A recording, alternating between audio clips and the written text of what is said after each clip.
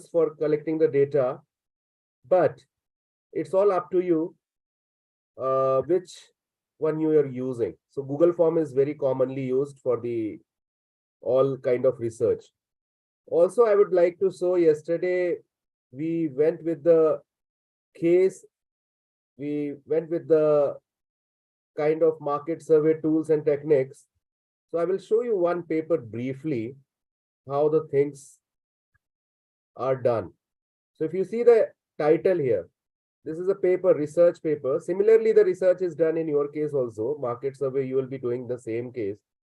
So yesterday I taught you some of the points like how you can prepare the qualitative kind of research. So for that, I have shown you the tools and techniques. These paper has utilized those things. For example, thematic upper person test, or the qualitative interviews, or the focus group interviews. So it will clear from this. Young consumers and perception of brands in Hong Kong, a qualitative study. So this is the overall topic. I'm not going in depth of the paper. You can read this paper. I will give you the paper link. You can download it. So what they have done, see, everything starts with the problem statement and some design.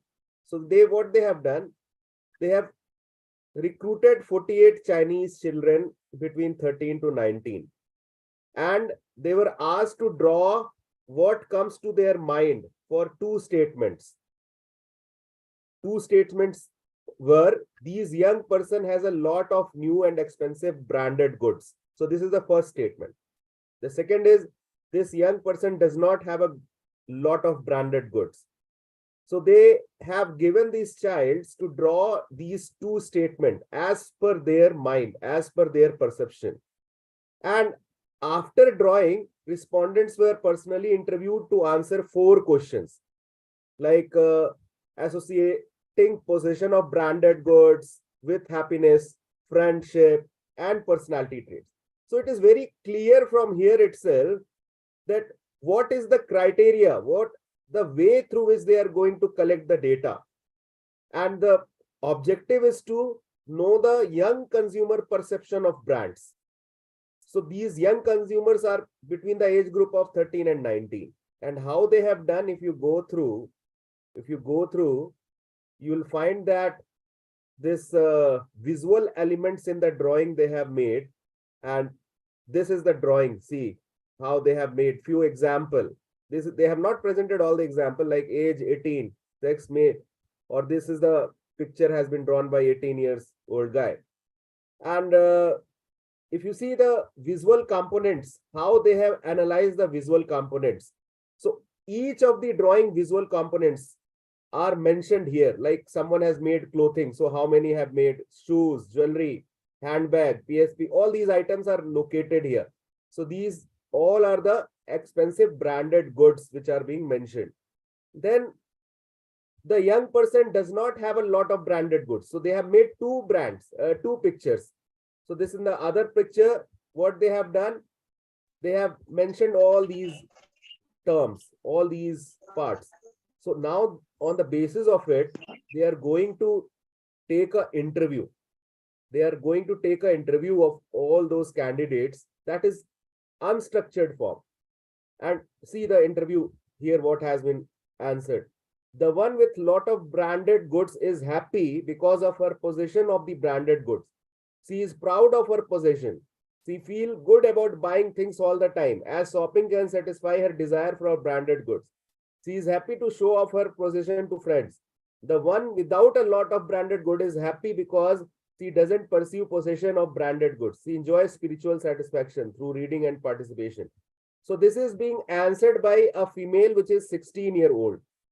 Similarly, they have collected lots of interviews and finally they have made a conclusion about the perception. So here are the positive traits which are coming from the profile, branded goods, negative traits like arrogant, showy, all these things. And here are the without person of the branded goods. So positive traits, simple, easygoing, hardworking, optimistic. These are being given by answers given by the respondent itself. After categorizing it, people, the conclusion has been made, all the discussions are being made, and the analysis are being made on that basis, and all the hypotheses which are being presented here for the future quantitative study. So usually qualitative is a subjective in nature. So you want to make it scientific, you can go ahead with future quantitative study defining more broader scope and objective. So this is the way which, one of the way which is explained to you, shown to you. I will share it. Now I will go back to the questionnaire design. So what is questionnaire? So questionnaire is a tool to collect the data from the respondent. So this questionnaire can be of structured nature or unstructured nature. Now, what is structured and unstructured, we'll look into. Before moving to the questionnaire, you have to fulfill these 3 requirements. The first requirement is research design. The second is scaling procedure. And then the matter of questionnaire design comes into picture. So you cannot design questionnaire in advance. Before that, you have to fill research design. Now, what is research design? I already explained you yesterday that before moving ahead for any research, you should know the research problem. After knowing the research problem, you have to understand what is the objective. You have defined the objective. On the basis of objective, you will decide whether it's a qualitative study or a quantitative. If it is qualitative, quantitative, both mixed, then you have to mention how the data will be collected, who will be the respondent. For example, if my study is to know the perception of social media users for buying the branded products, like I'm an entrepreneur, I have a startup company which is selling the suppose the home products.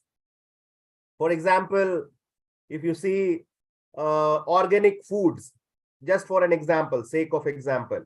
Now, my customers are online customers, social media users.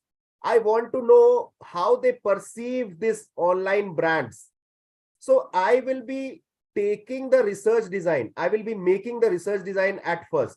So my sample will be, respondents will be the social media users who are really purchasing and visiting these sites and e-commerce sites or Flipkart, Facebook, Instagram, because the goods are being sold through Instagram also, Facebook also, if you match.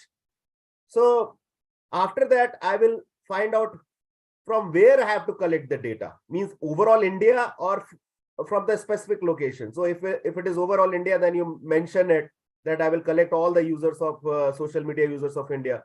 Then third, how will you collect? How will you approach them? Will you go through the groups? Will you follow some community groups, or you will send the mail to your known friends through some sampling like judgment sampling or snowball sampling? So this is known as research design. And then what statistical tool you are going to utilize? If there is a quantitative study, or if it is a qualitative, what tools you are going to utilize? Just like yesterday I taught you, whether you are going to use a qualitative interview, focus group interview, or association test, all those tests, or any you are going to recruit panel members and use the machines for recognizing their behavior. So that is research design. Then come to the scaling procedure. Scaling means how you are going to build a structured questionnaire. So are you going to compare 2 products? So it is known as comparative scale. Suppose if you are comparing Pepsi with Coca-Cola, so that will be having the comparative scale. Like you will be comparing which is better, which is not better in taste, or kind of color, or looks, or design. You'll be comparing. So that is a comparative scale. Why you are comparing? Because you might want to know whether your product is perceived better with the other product, or it is perceived poorer to the other products. So that's why comparative scales are used. Now, non-comparative. Non-comparative is not comparing your product with any other product. It is comparing your feature only. It is trying to know what are the intrinsic feature feedbacks of your product. So we will see, yesterday I have shown you the Likert scale and all. Those are known as non-comparative scales. And that is heavily used in the research. So questionnaire design, then what comes in questionnaire design? Now questionnaire design, it explains you about all the patterns which you are going to follow. Pattern means like whether it's a structured, unstructured. Yes. Yes, sir. Can you discuss once again about non-comparative scale? Non-comparative means, I will show you, don't worry. We will be practicing the non-comparative scale. It usually means that suppose you have a brand, you have a product, organic food, and you are asking the questions, the customer satisfaction question, that ABC brand of organic food is having a good quality features. I'm just sake for example I'm giving. So you will be asking in the range of strongly disagree from 1 to strongly agree 7. So you are just comparing your own product. You are trying to know focus of your product. You are not comparing it with some other product. Is it clear? Yes, sir. Yes. Okay. Now questionnaire design is there. What is questionnaire? So questionnaire is also known by various synonyms like schedule form, interview form, or measurement scale, or measuring instrument. So these are the common names. So never get confused if these terms comes into picture in papers or articles or news, Google. If you're searching, it doesn't has the different meaning. So questionnaire objective, like these are common, I will not go through. So what you are going to complete and accurate information, you're trying to know from the mind of consumer what they are thinking, how they are thinking, and you are giving them a scope to answer in few sentences. So this way you are trying to find something unhidden. So whatever things they are telling, you are again processing it, analyzing it. Now this is the process, design process. One by one we'll see it in the meantime. So first step is you have to identify what information needed. Like you cannot randomly jump and directly start asking the question to the respondent. Whether it's qualitative or quantitative, आपको एक blueprint बनाना है. You have to make a blueprint. If suppose problem statement is known, how the flow starts, I told you yesterday, it starts with the problem statement. Now problem statement can be the design issues, or it can be like you want to know whether there is a demand of your product in the market or not. So your questions will be specifically targeting to the problem statement. You will not be randomly asking any other XYZ question. Otherwise your job will not be fulfilled. Your aim will not be fulfilled. So first of all, take the information needed. Then second, you specify what kind of interviewing method you will adopt. Is it like direct interview face to face? It is like indirect interview where you are sending the questionnaire through mails or some other means? Or is it a online interview? Or is it a email kind of thing? What kind of things you are utilizing? All this has to be mentioned. So next is determine the content of individual questions. That we will look into how the content has to be made. Then fourth, it says design the questions to overcome the respondent's inability and unwillingness to answer. Many times what happens that your respondent might not be so much aware about the concept which you are going to ask. He is a layman, or even if he is a layman means like he's not illiterate. I'm not saying that he is illiterate, but layman means whatever the context you are going to ask, he may not be knowing those contexts. So first of all, you should make him aware the context, why you are here, what you are inquiring about, and whether he has used those services or not. And if he has used, then whether he will be able to reciprocate to you or not, whether he will be able to tell you or not, and whether he is willing to tell or not. All these things has to be designed. So how we will look into it? Decide the question structure. Again, which question will come first, which question will come second. That has to be decided. You cannot ask the 10th question first and the first question last. That is should be take care, and that has to be shown to the expert before going to the market for collecting the data. You have to show to the expert. Expert can be any person who has the knowledge about the data collection. Your consultants can be there, or if you are in a college, university, you can show to the professors, or if you are kind of experts by yourself, what you can do, you can test it first with the selected respondents, and you can ask them whether my questionnaire looks good to you or not, whether you are able to understand these questions or not. And these people can range between 5 to 6. You can ask them and you can take their feedbacks that, okay, I'm not able to get the first question. Can you make the changes in it? You have to ask specifically what you are not able to understand in the question, and you have to note it down. So in this manner, you have to make the changes. You have to make the changes in order, wordings, and then we are going with the form layout, questionnaire, and pre-testing. Let's move ahead. So first thing, specify the information needed. I already told you that you should know the problem statement. What is the problem? And then you define a research questions. Like for example, I told you that you want to know whether there is a demand in the market for my product.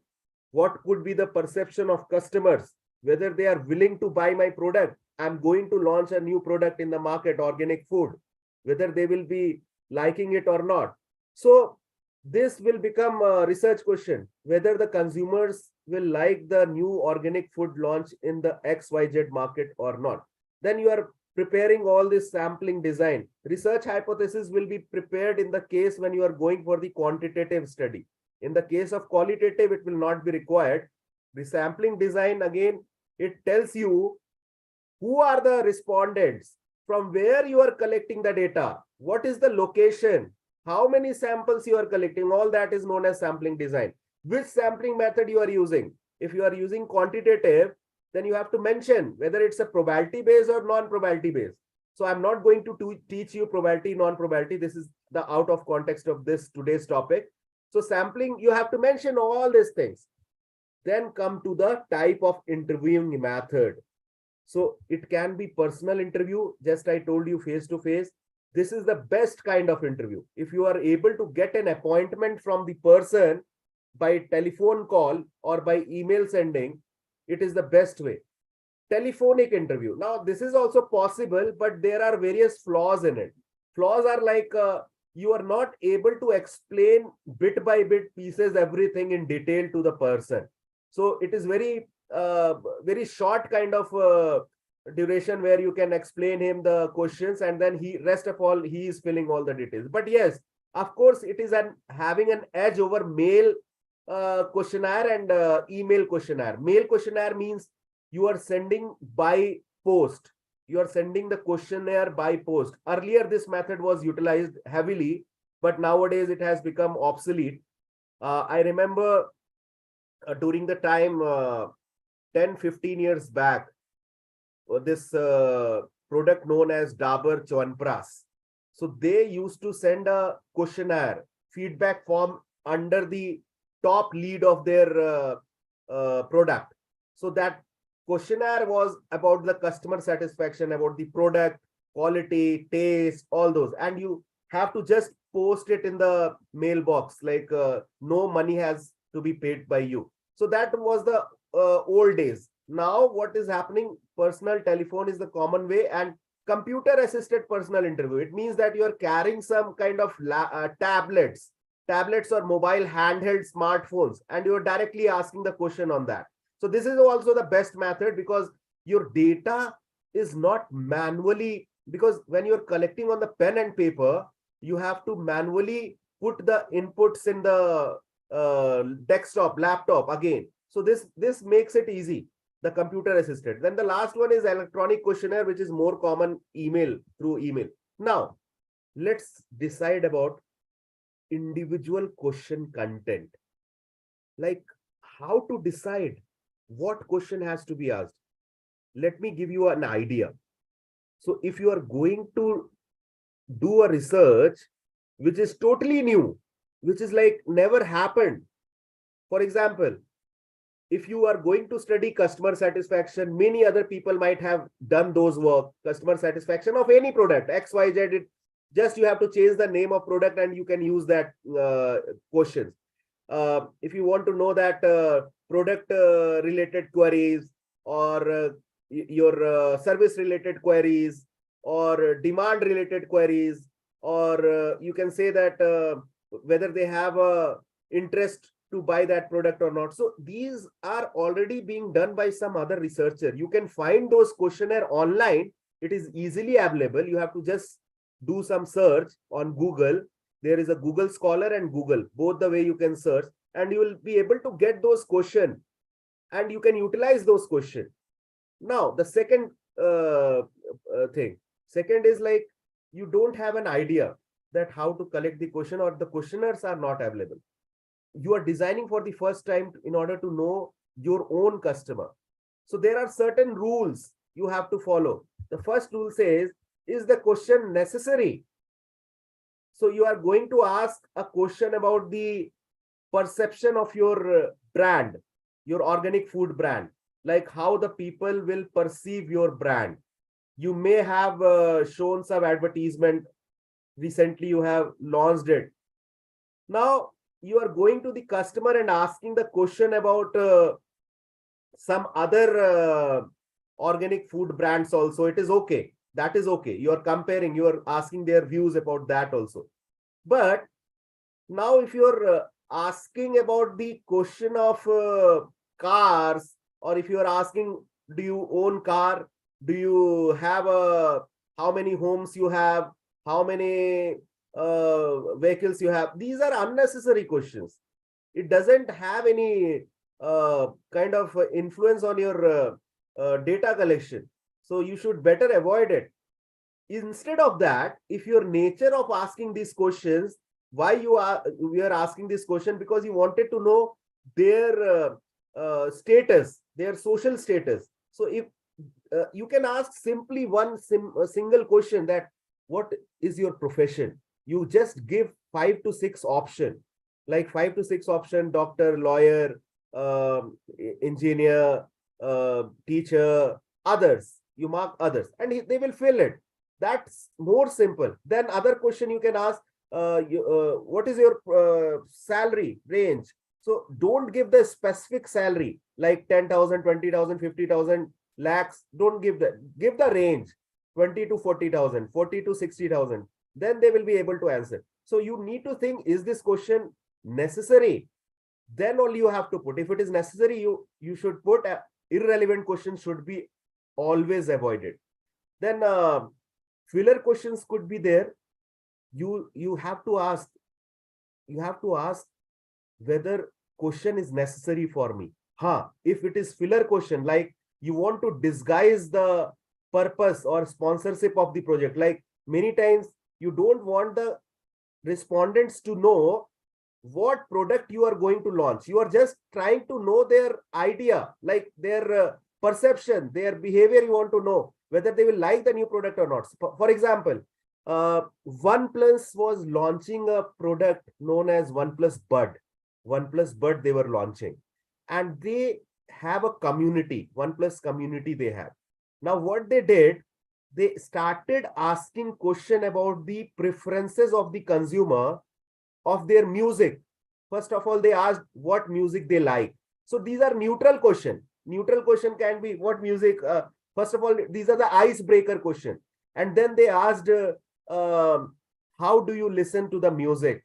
You use laptop, you use desktop, you use a sound speaker, all this. Then they went ahead with answering the questions like, asking the questions like, how many headphones you have used till now.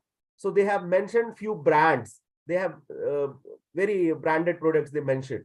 So what they are doing here, they are disguising their launch by asking the information of a respondent, how they like the music, how they feel the music, how they listen the music. And then they are giving many options to them. Like, do you like more bass or less bass, terrible music, or treble, all these functions. Do you like this if it is available in your controller? So people are saying, giving the information. So in this way, you need to prepare the questionnaire. So you have to ask, is the question necessary? And then you have to move ahead. Then are several questions needed instead of one? Many times people make a mistake that they are framing 2 to 3 questions under one question. Like, for example, read this question. Do you think social media is a relevant and informative media? Now here two information are asked in single question. Like first is social media relevant? And the second is social media informative? This is a wrong way. Never ask double-barreled question. It will confuse the customer. It will not suffice your job. You'll not be able to do a research on this. It will be a vague question. Avoid this. Instead of, you can ask, you can break the question and you can ask, do you think social media is relevant? And the second question, do you think social media is informative? So in this way, you can ask. Also, never ask the ambiguous question or a question which doesn't lead to a point. For example, you are embedding multiple questions in a single question. Like, for example, why do you shop at Flipkart? First of all, you should ask yourself, why I am asking this question to the person.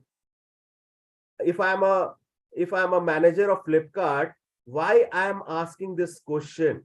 Is my aim to know why people are coming and shopping on Flipkart, or my aim to know what are the satisfaction on the Flipkart shopping? What are the traits of satisfaction? So here people can answer many questions. This question can be answered in many ways. Like, my friend has told, that's why I'm coming. I like this Flipkart. This is Indian, that's why I'm coming. Domestic company, that's why I'm coming. Third can say, I didn't found any other option. I heard about this online through print media and all. So that's why I'm coming and shopping on this. So this will not suffice your job. You should be specific to your objectives. So if your objective is to know customer satisfaction of Flipkart, so your objective should be framed, your question should be framed accordingly in the section wise. Now come to this overcoming respondents' inability to answer. Overcoming respondents' ability to answer. So how it is happening? Is the respondent informed? You need to ask a question. Why people are not responding to your question? This is a very common problem. आप 100 question लेके जाएंगे, कोई नहीं answer करेगा. That is the first issue. So how many question you should take? You should not take 5 question. You should not take 10 question. If you're making a question, it should be ideally between 25 to 35 or 40. More than, if you're carrying more than that, then you have to recruit panel members, or you have to give some perks to them. You have to give some benefits to them. No will answer your question if it is more than 35 or 40. No one will. Attention span has gone very low. People will just pay attention for 5 to 10 minutes. And then they will close your question after 15, 20 question, 25 question, if they don't find it interested. Now, what are the ways to make it interesting? There are certain bottlenecks. I'm explaining all those bottlenecks. Like, first bottleneck is the respondent informed? It can happen that the respondent to which you are targeting, he is not familiar to the product. He has not used that product. He doesn't share any past experiences. So you have totally asked the wrong respondent. So there should be one filter question. First question should be like, do you use social media? So if yes, no, if the person is saying yes, then you should get the question filled by that person. Otherwise, so is the respondent informed? So you have to give other information also, like what you are, 1 or 2 lines you have to write about the product description, or what actually you are going to ask, whether this product he has seen or not. Those questions should be there. And then you can move it. Then the second is, can the respondent remember? This is the biggest issue. It is of three types. The error being made by respondent, it is of three types, like error of omission. Omission means the person has completely forgot whether he has used that product in recent way or not, actually happened, the event actually happened or not. So you may have launched a product, he might have seen it, but he doesn't remember it. It may happen. Omission. Telescoping means, the second one, it means that he might have used it, but he doesn't remember whether he has used 6 months back, 7 months back, and he is recalling the time frame and giving you answer by reducing the timeline. He may say that, okay, yes, I have used it. I don't remember the time, but I believe that 1 month back I have used it, and I can answer your questions. So what mistake can happen in this telescoping? He may forget many of the crucial features, facts, and he may not able to answer your question properly. He may be ready, but he may not be able to answer the questions properly. And the third part, which is known as error. Now, error are more made in two ways. One is like intentionally, and one is like intentionally means like due to the peer pressure, and the second is like unintentionally. So error intentionally means, like, suppose if you are asking a person, which car do you use? Now, if a person is having a good education, a good salary, and if you are asking him that which car do you use, and if he's saying that no, I don't own a car, it feels like a peer pressure, embarrassment. So he will say, yes, I have a car. Car means he might be not having directly, he might not be, but someone, friend, his brother or someone might be owning it. So he's just saying, okay, I have a car. And now if you ask other questions regarding it, so all those answers will be wrong, because he may not be the direct user of it. He is just intentionally, means due to the embarrassment or the social peer pressure, he is replying in that manner. So that happens. So unintentionally happens that he has used it heavily, but he doesn't own it. So he might not be the right person to answer. So these things has to be taken care of. Can the respondent articulate? Last point. This point says that he understand your problem. He understand what you are asking actually, but he is not able to answer it in the proper manner. He's not able to open up. So unable to phrase the answer, like he's not able to phrase the answer, how to tell, कैसे बताऊं? So उसका तरीका ये है कि you should come up with many aids, which I shown you yesterday. Yesterday, I told you that what association he makes with your brand. Like if your brand is Royal Enfield, what association he makes. Then you ask, show some pictures, show some description, show some helping sentences to your respondents. Help him. If he is not able to hear, help him. Like, okay, are you trying to say that you feel energetic while using this product? So you give them words, you give them. And if he is getting the word and reciprocating back, it means that he is able to articulate in a better manner. But this happens mostly in the case of open-ended questions. Articulation is the problem where he's not able to explain in the open-ended question. Then only you can help in that. Close-ended question has a very structured way of answering, asking the question. So the problem doesn't happen there. So these things you can utilize in the open-ended when you are going for the qualitative.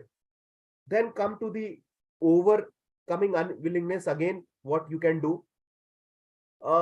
Next is like how much time, thought, details are required. You have to calculate. Like if you are asking 30 questions, you should know by yourself if you are filling it by taking all the time. How is it taking 15 minutes? Is it taking 20 minutes? You should tell it correctly to the user. You should not lie to him, because time is precious for everyone. If you are saying, sir, just 2 minutes, sir, just fill my form, just 2 minutes, it will take only hardly 2 minutes, and it is taking 20 minutes, you are lying. He will become annoyed. Even in the online also, if you are saying that just it will take 5 minutes, it is wrong. You should mention the real time. so that he can invest a time accordingly. Then you give some detail, like while sending the questionnaire, you should not send it directly without mentioning the opening lines, why it is used, from where you are, why you are collecting this data, what is the use of it. You also mention the confidentiality clause in it, like this is anonymity will be maintained, no personal data is collected here, it is not collecting your personal details, it is just asking your preferences. All these things you need to mention. That then context. Many times people are unwilling to share their uh, personal things, like how they use the product or how they live. Many times you have to ask the question by changing the context. For example, I'm giving one example.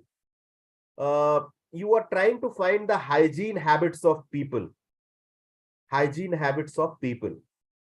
So if you directly ask this question about the hygiene habits, like how many times he washed the hands, how many times he used the soap, how many times he take a bath and all those, he might not answer you.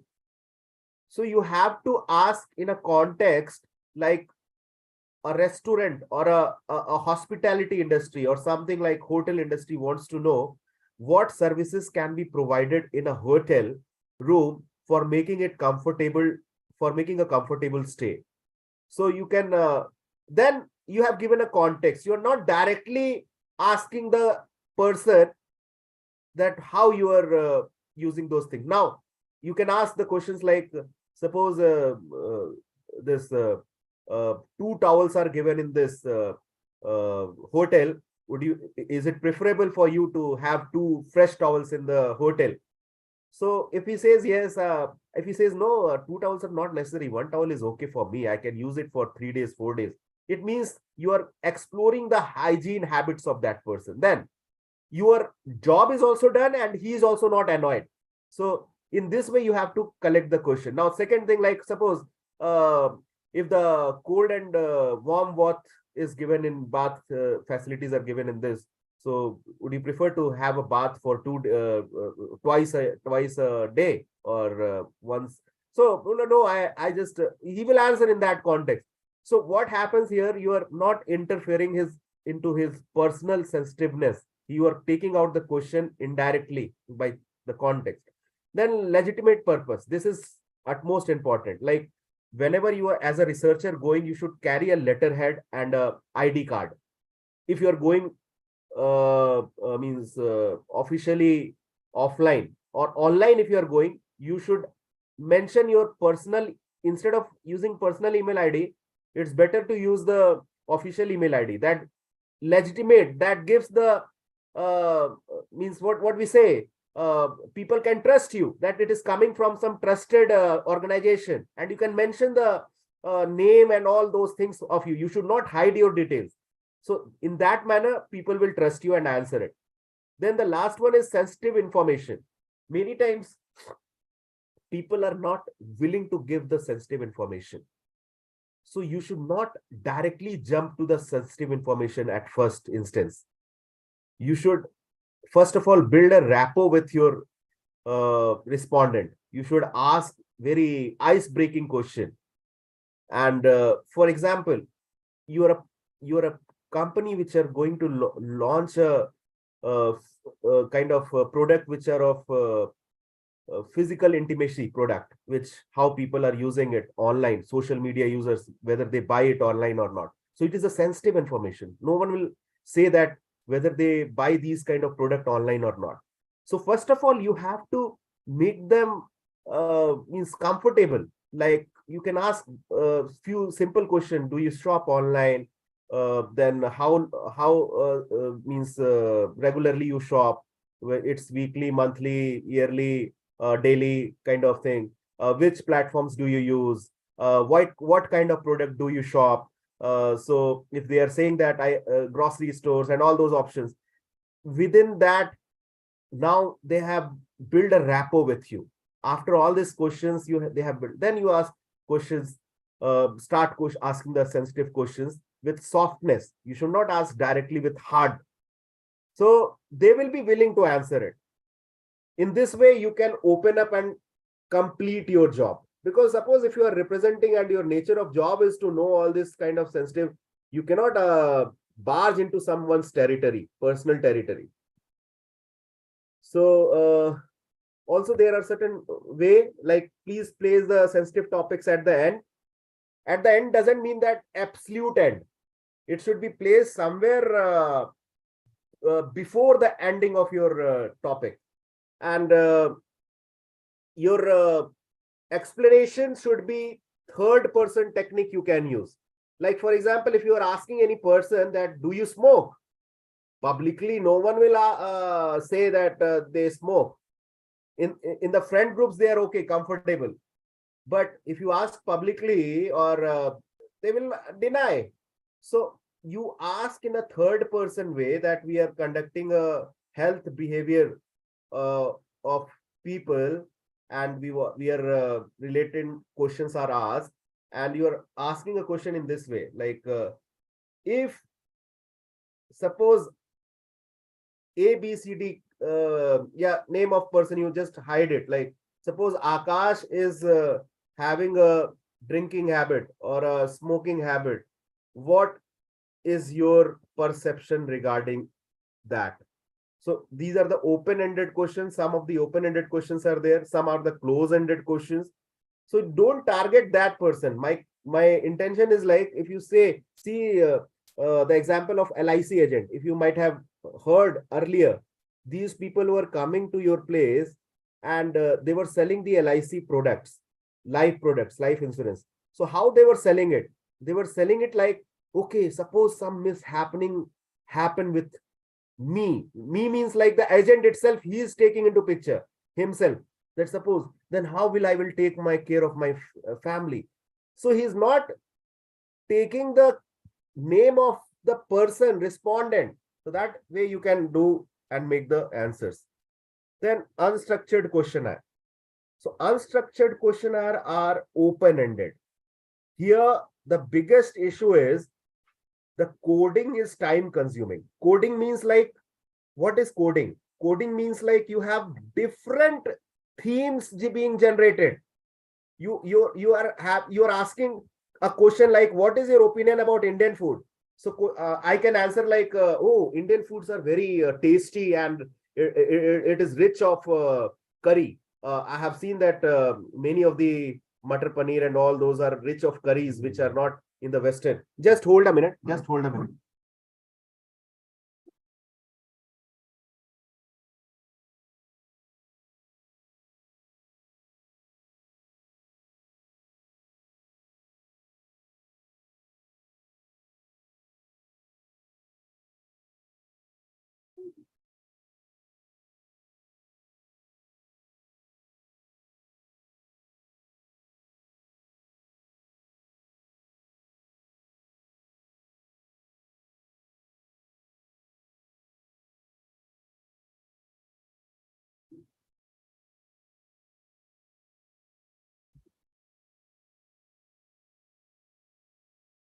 Yes, sorry for the disturbance. And so what is happening here?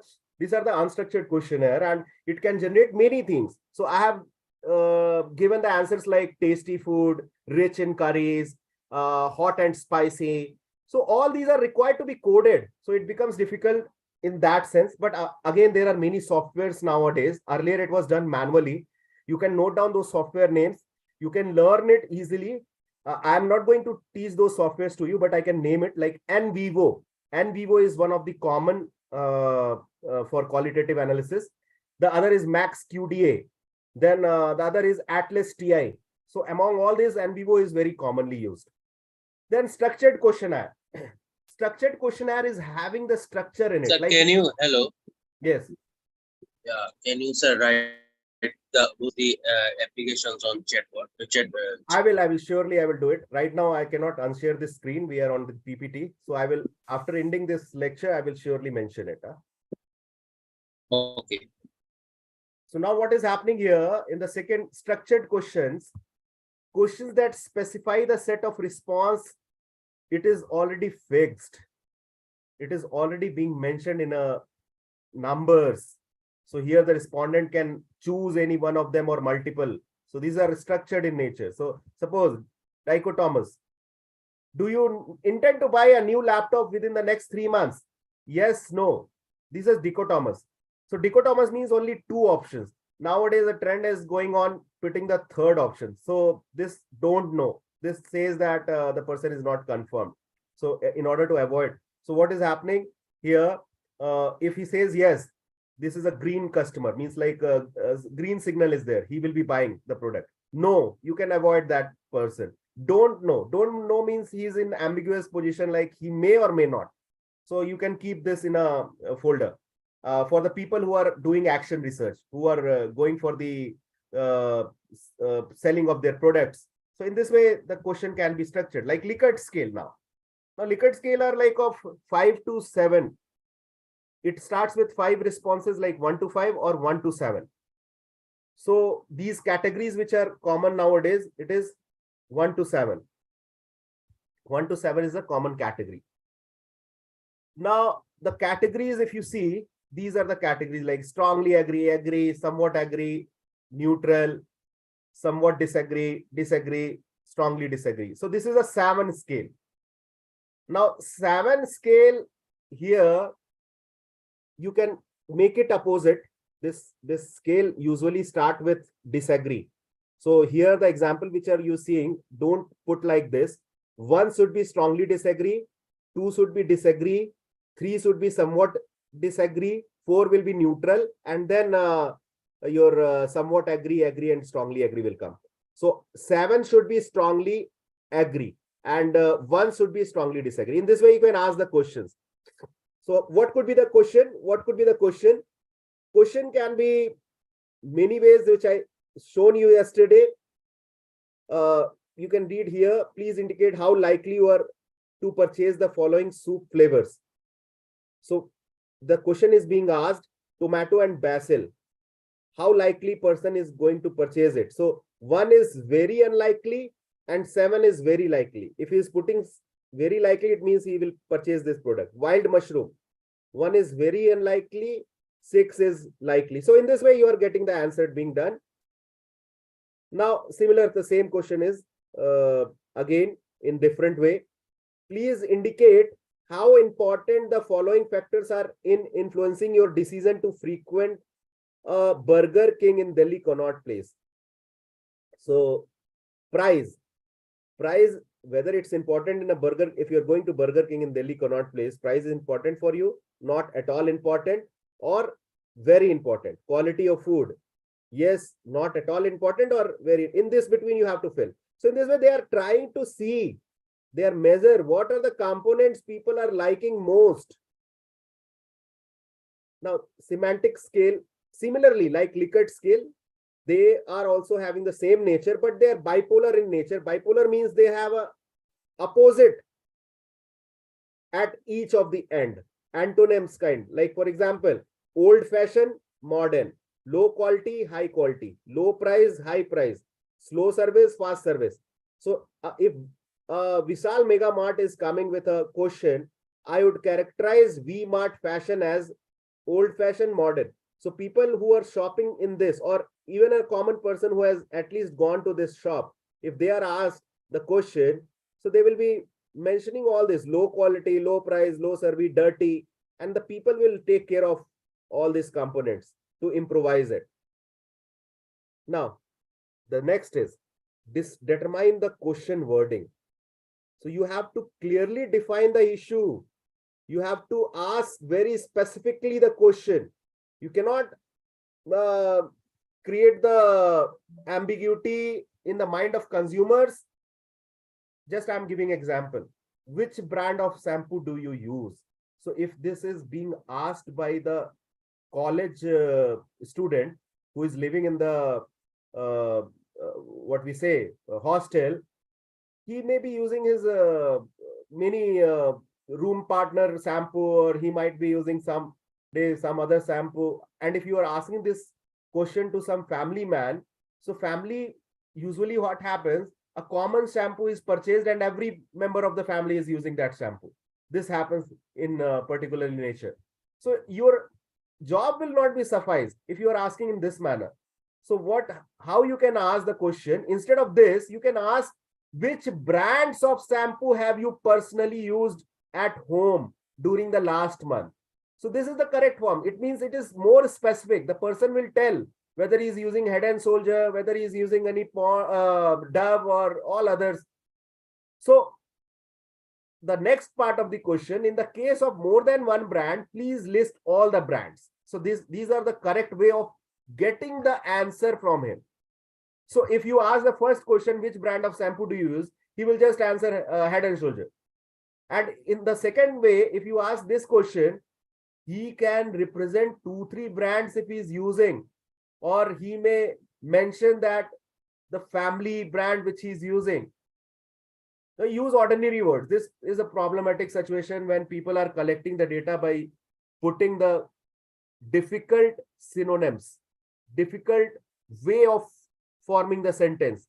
So make it as it is possible, as easy, as easy. You don't understand that person is interested in reading and trying to figure out what the question is saying. You have to make it clear in a simple way. For example, do you think the distribution of soft drink is adequate? It doesn't gives me an idea what the question is asking. Distribution of soft drink is adequate, what he's asking. If you go through the second one, do you think soft drinks are readily available when you want to buy them? So you are trying to ask, if a person is going in a shop, it is readily available when they want to buy it. So it should be as simple as it is. You don't make it complicated, bringing the kind of terminology which is being understood by you and not by the respondents. Unambiguous word. Many times you unintentionally you put the words like never, occasionally, usually, often. These will not suffice your job. So how long you are have you used Head and Shoulders shampoo? So if the person is saying, the options are given never, occasionally, usually, often, this is wrong. It will not get you anywhere. So instead of that, you can ask less than once, 1 or 2 times, 3 or 4 times, more than 4 times. This is a better way. You can just put it into numbers. Next is the avoid bias questions. Bias questions like, अगर आप intentionally अपने product के बारे में पूछ रहे हैं कि is Colgate your favorite toothpaste, then that is a bias question.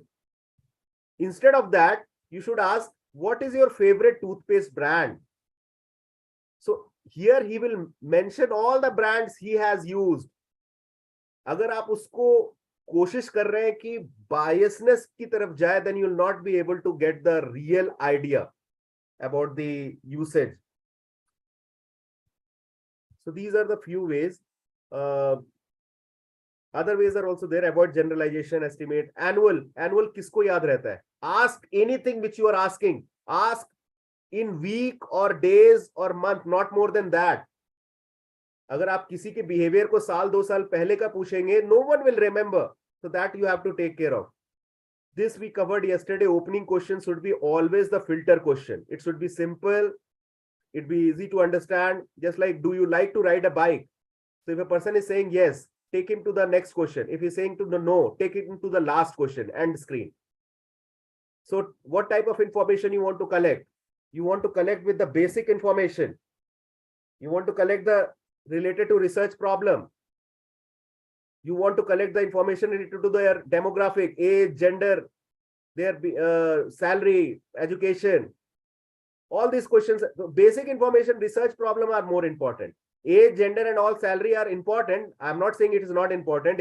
But in this, some of them, if you are not able to collect, it is okay. Like if you are not able to get the name, if you're not able to get the mobile number, it is okay. No one shares mobile number name just for the, if you're not able to get the kind of other information like salary, it's okay. Sometimes people are not very easily sharing the salary.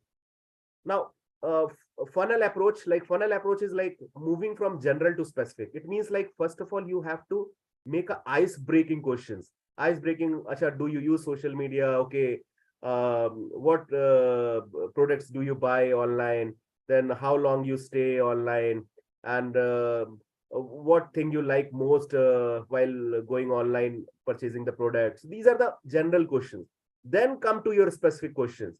So have you ever purchased shoes online?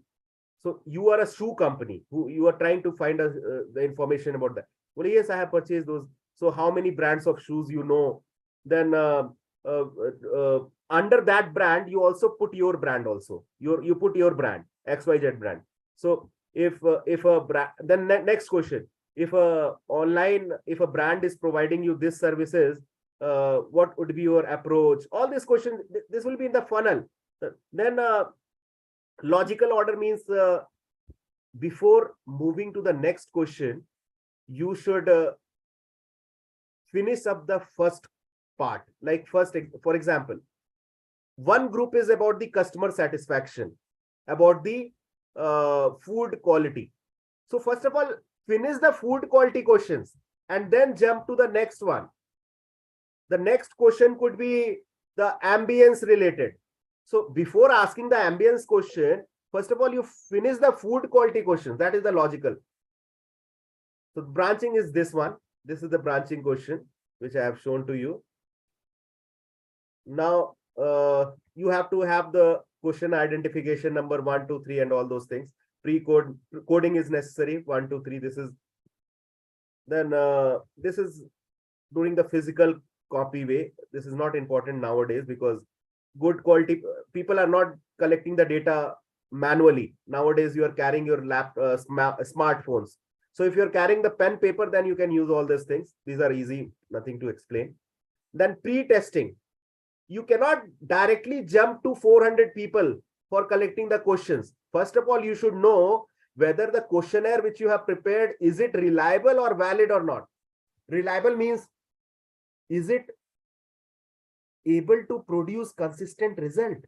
Is it aisa to nahi ki I am asking 10 people and 10 people have given different reply. So it means there is a scatteredness, there is a problem in your questionnaire. People are not able to get it. What you want to know, whether people are able to understand in a specific manner, whether they are satisfied or not satisfied. You want to gain some idea. So if 10 people are responding 10 different answers, it means that the problem is with the question. So you have to pre-test it. So pre-test done after talking to the experts, showing them your questionnaire. If they approve it, then you go with the pre-test. You can ask 40 to 50 respondents, and then you can check the reliability of it. You can check through the statistical method. Statistical method is known as Cronbach alpha. Cronbach alpha can be run through SPSS. And there is another way also. You can check through the manual way. You can ask those people, 20, 30 people. And if they agree, all of them are agreeing at the 80% level, it means that your questionnaire is correct. You have to move ahead. So these are all the way through which questionnaire can be done. I have taught you. So be careful while using the wordings. Wording should be simple, easily understood by the customers. Use the scale. Scale of 7 point is nowadays recommended. Don't use 5 point. 5 point like strongly agree, neutral, disagree. All this, these are 5 points. 7 points I have shown you. Each of the question should be coded properly. Coding means your satisfaction, if it is having 5 questions, so it should be coded properly. Like satisfaction question number 1, S81, S82, S83, S84, like that. Don't, if you're going with the qualitative interviews, so that's okay. You can ask open-ended questions. But if you are going with the mixed methodology, don't ask too many open-ended questions. You just ask the relevant open-ended questions, a balanced approach, and then take an idea from that and then go to the quantitative tools techniques for finding out the differences. So these all information which has been given to you, these are required to be formed when you are drafting the questionnaire by your own. अगर आप खुद से draft कर रहे हैं तब ये बहुत जरूरी हो जाता है. If you are borrowing it from the online, if everyone has already made it, then drafting is very minimal. You have to make very less changes. Now let me show you Google Form. So for Google Form, what you need to do, go to your Google, Gmail, go to Drive, and then go to New, and then click to the Google Form. Here is the Google Form option given. Click this. Here the form will appear. Now suppose you want to collect the data. Name this form customer satisfaction of Moti restaurant. This is the title you have given. Now you have to write some description here, like this study is done to understand the customer satisfaction related to the services provided by Moti restaurant. So you have filled this. First question. Now you have to decide the traits. What could be the satisfaction traits of restaurant? One could be food, one could be ambience, one could be the empathy, the way people are talking to you, the waiter or service, how quickly they are coming. So I'm creating some question here. I'm creating the question here. So for example, the food,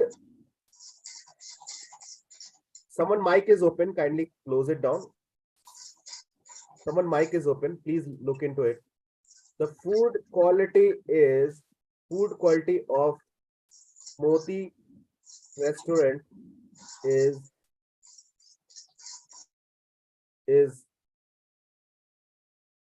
good. Then you have chosen this. Here, click here and go with linear scale. Now here, I told you, you should go with 1 to 7 scale. Just go to the 1 to 7 scale and mention here, 1 means strongly disagree and 7 means strongly agree. So here, put an option required. You have to put an option required, because the person cannot skip this question. If you are not putting required, person can skip this question. So required is mandatory. And here, if you see the 3 dots, if you click here, you can put a description here. You can put a description here. Description like this question, how he can answer. Please mark the answer from 1 to 7 scale in the range of someone mic is on. Again, I'm telling the participants the mic is on. Please, the organizers, please look into it.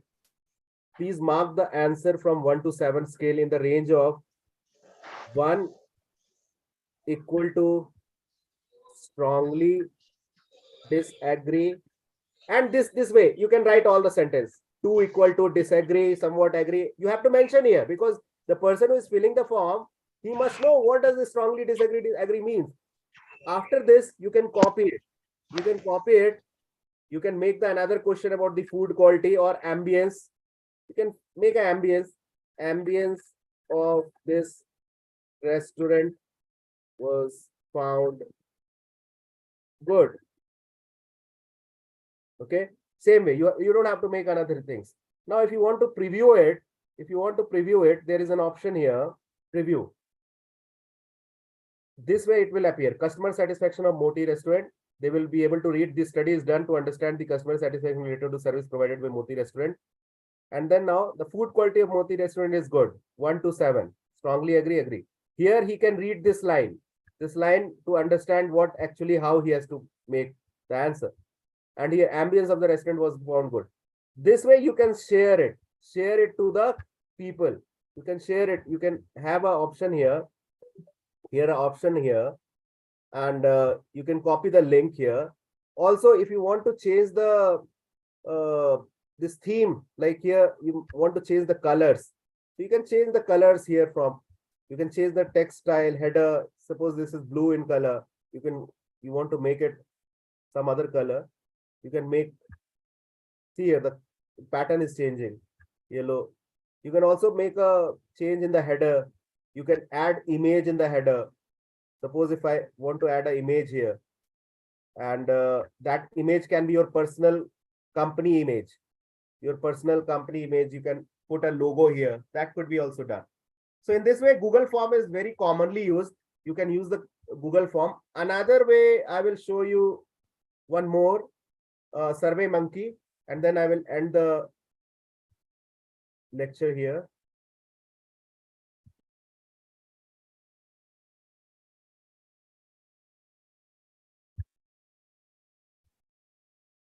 So there is a Survey Monkey. This is paid one. So you need to pay plan and pricing. If you see, this is paid one. So few of the samples you can collect. So create a survey. So you should explore this. It is a thing which you need to explore. So here the plus point is that many of the questions are given here. Like you can take information from here. So you can start from scratch. You can again name the customer satisfaction of Moti restaurant. Survey category, copy question and answer from a doc. So these are advanced features which are available to the paid candidates, those who have subscribed for it. Now here, see here. Now here, if you see, there are recommended questions. You can borrow these recommended questions. How can improve our software? You can change the software to how can improve our restaurant quality. Save. You can use this question. Add one question. See here, how can we improve our restaurant quality? So here many categories are given. Customer feedback, customer satisfaction. See here. How likely are you to hire company again? Overall, how do you rate the quality of our customer service experience? You can just choose this. Add question. So here, see here, options are already coming. Very positive, somewhat positive, neutral, very. So this way you can use both of them, Survey Monkey, or you can also use this Google Form. Google Form is commonly used for nowadays. So that's all from my end. I hope you enjoyed the session.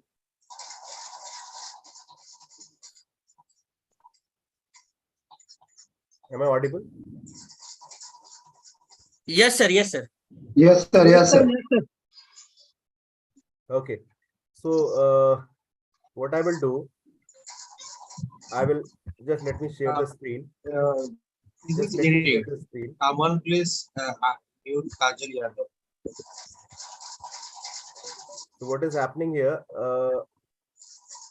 Someone asked yesterday about few study materials which can be used. So this is a copyright. I can share you the topic. I can share you the way through which you can download it. So this is the topic: Luminous Power Technologies, from failure to success to sale. Luminous is an inverter company. You must be knowing, inverter UPS battery company.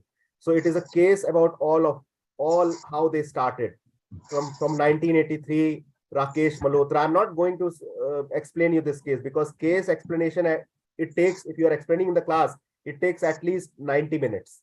90 to, if it is long enough, it takes 2 lectures also. So you can go through this case, and this case is about the entrepreneur, this person, how he has started it from scratch, what problem he faced, how problem statement was organized.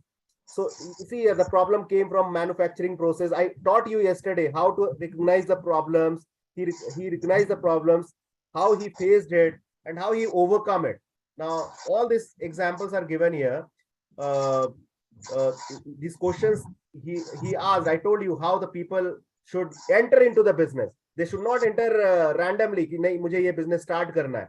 So he has asked few questions inside mind. He has done some market survey and then came up with the idea. So this case is all about 10 to 15 pages, 16 pages. You can go through it. I will show you how you can download it. I will show you how can you download it. There is a link which is known as, just a minute. There is a link which is known as Case Center. Case Center. Just search Case Center on Google. The first link will come, the Case Center. Just click here. This this case can be only downloaded by the people who are having the official email ID. It cannot be downloaded by personal email ID, and it cannot be downloaded by the students.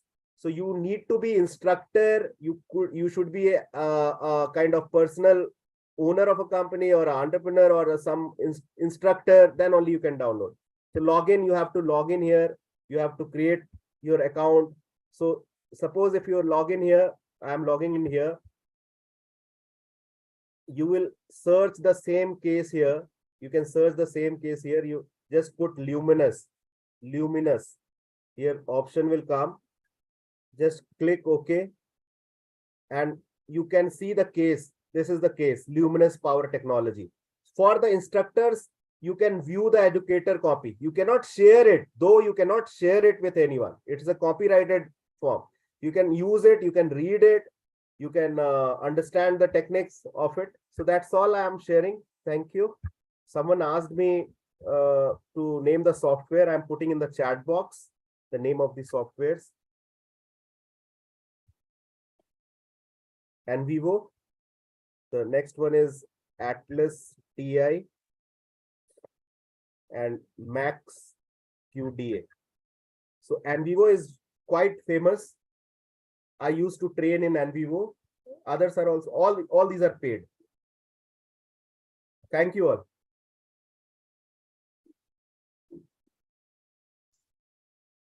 Any questions if you have, you can ask. Thank you, sir, for the very informative session. All the participants, you can now interact with Dr. Pandey. So if you have any questions, this is the time. Please ask. The question and answer round is open. Hello. Yes. Yeah, sir. This website is only for case studies. Like I can search any case studies of any company. Pardon? May I search the any case studies, any failure to success or success to failure, how a company failed in a particular business? So this particular usually the failure cases you will not find. Within the case, you will find their success and failure, how they failed and how they grow. If you're searching failure cases, you'll not find any failure cases. So you can search in the tab box, which I have shown to you. In that, you can put your own subject area. Like if you want to go with the company, specific company also, you can do that. You can find those, like if you want to find a failure case of Jet Airways, you put the Jet Airways, you will find some success stories of them. Might be failure you'll not be able to get, because we learn from the experiences. So those experiences are being shared in the case format. Okay.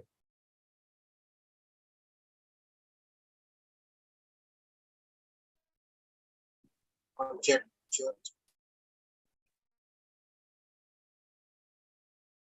Any other question?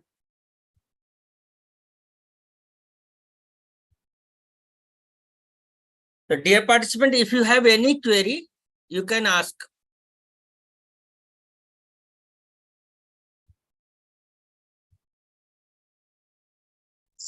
Sir, please write the website name, sir. Okay.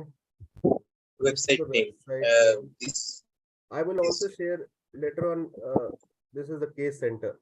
You can just search it in the Google, or let me give the link. Let me give the link Otherwise,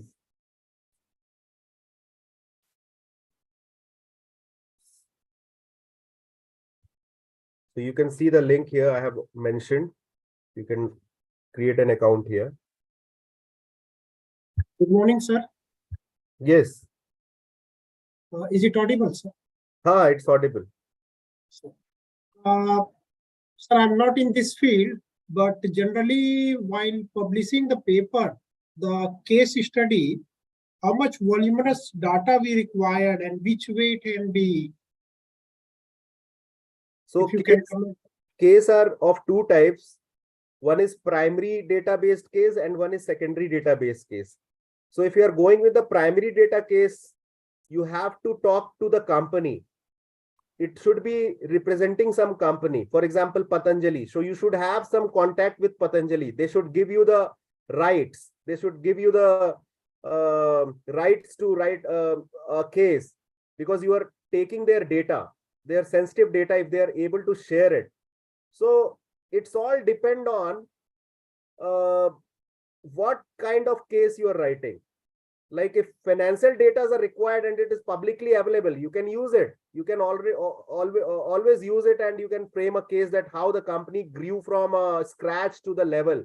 Like same Patanjali case can be written that how from a company which was known for Patanjali means Baba Ramdev was known for Yoga Guru, and how he has formed a multi-millionaire company by showcasing the profits which are already available in the data.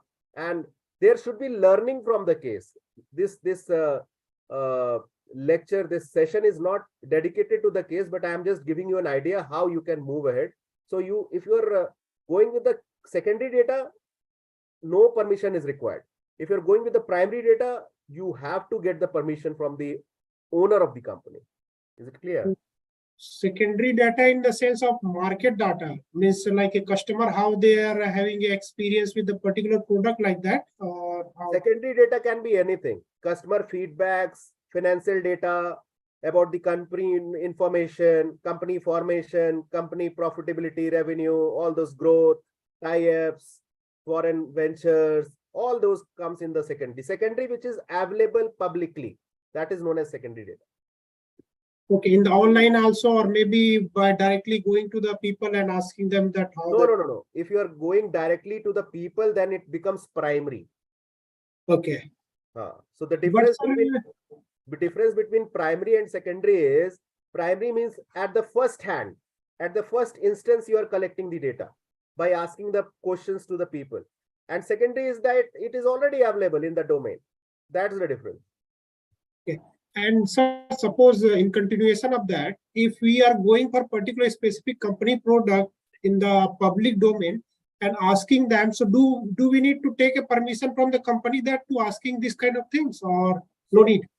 If you are doing for primary, again, I am repeating, you need to take permission. Otherwise, it will be difficult to publish that data, that case. No one will publish that case. So company may or may not also give permission. Yes. This happens. Many times company doesn't give the permissions. So you should have a great connection with the company officials. You have to give them a reason why you are writing this case, how it is useful for them, how it is useful for the others. So you should not, they make them worry. So many times company doesn't share the official data.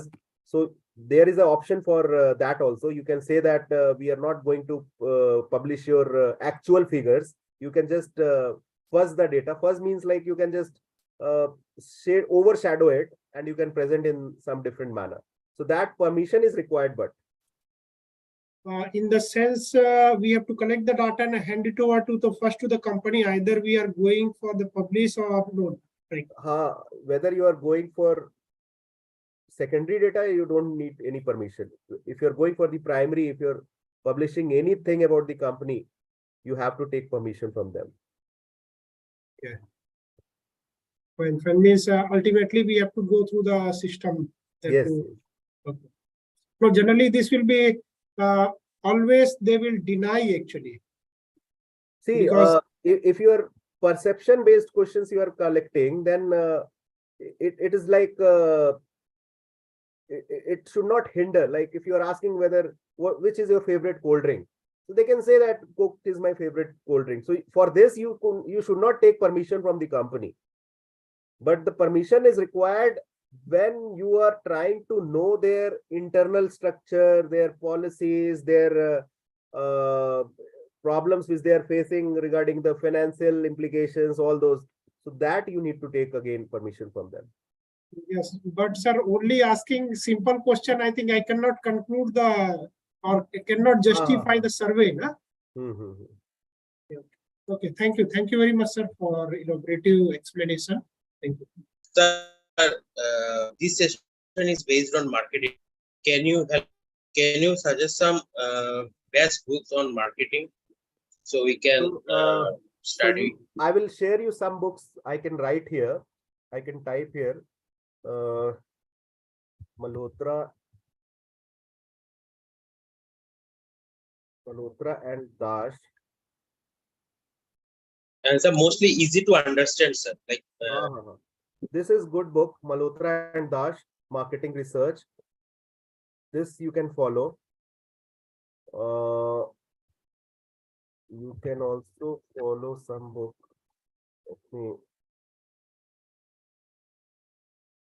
Let me direct give the link to you.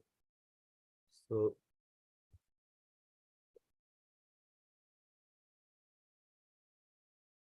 I will not bombard you with the books because books are easy to be located, but very hard to make a habit to read the book.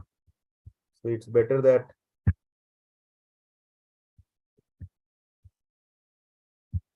so there is one on the today's topic. This one is also you can download. You can find it online. So these two books are good enough to go ahead. Malhotra and Das, Marketing Research, and the second is Questionnaire Design, How to Plan, Structure, and Write Survey Materials for Effective Market Research. This is by some foreign author, Ian Brace. So these two you can go ahead. Is it okay now?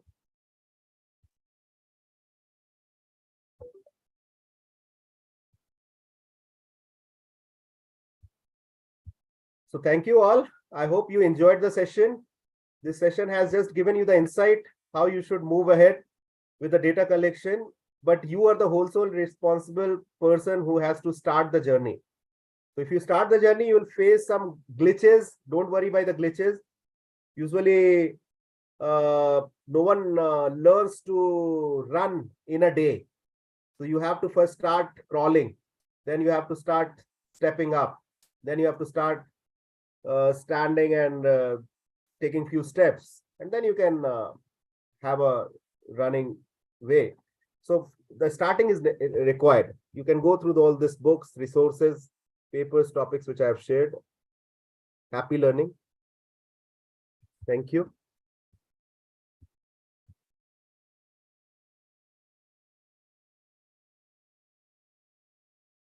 Gaurav sir, over to you. Thank you, sir. Okay, sir. So if there is no question, I would like to invite Shankar Mukherjee sir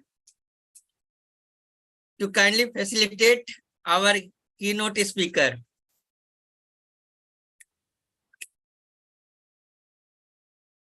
Sir, Am I audible? Yes, sir. Yes, sir.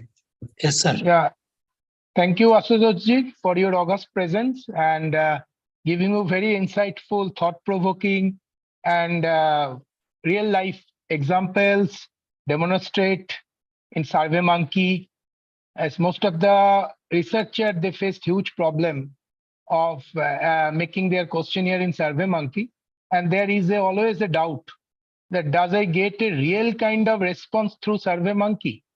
So one way when Ashutosh was explaining, it was hovering to our mind how to do it. Because one of the major part of research is data cleaning. So if you get a wrong data, if you accumulated a wrong data from a right audience or right data from a wrong respondent, both way your research will jeopardized. You will not get a right inference. So there, I think Ashutosh ji has given very candid statement and candid explanation how we will do that. You have to go for a monetary assistance of SurveyMonkey where you can categorize your respondent.